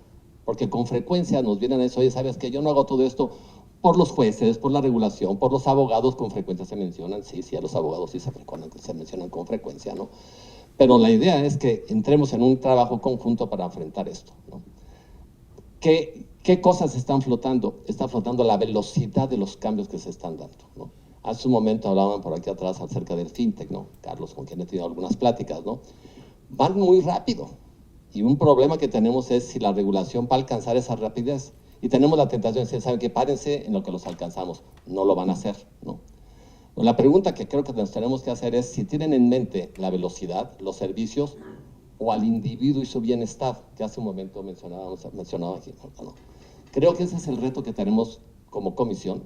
Y ojalá que la próxima reunión que hagamos sea el reto de la transformación, ¿no? No nada más la transformación, porque a nosotros nos gustaría muchísimo escuchar qué deberíamos de estar haciendo y cómo lo hacemos, insisto, para que la regulación no sea el reto, no sea el pretexto para que se haga lo que se tiene que hacer, ¿no?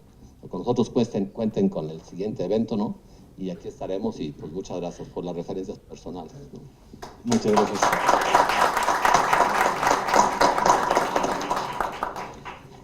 Pues vamos ahora entonces a invitar al embajador eminente Rafael Steger Cataño a que nos acompañe en este escenario, por favor, para hacer entrega de un reconocimiento a nuestros panelistas.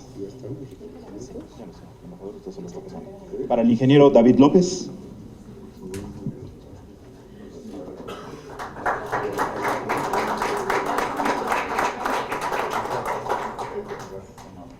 Para la licenciada Altagracia Gómez.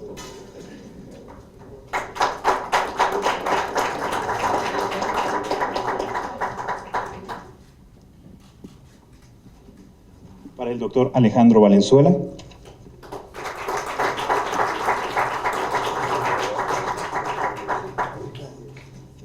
José Luis Sánchez.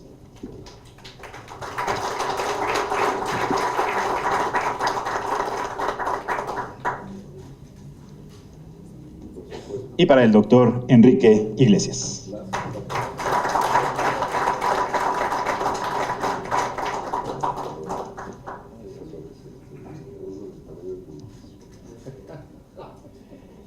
Muchas gracias. Gracias, embajador. Puede ocupar su lugar. Con esto damos por concluido el encuentro La transformación de los servicios financieros. Agradecemos su presencia y los invitamos a que conozcan los programas de maestría y cursos de formación continua que se imparten en estas instalaciones. A nombre de la Universidad de las Américas Puebla y UTLAP Jenkins Graduate School, les deseamos muy buenas tardes.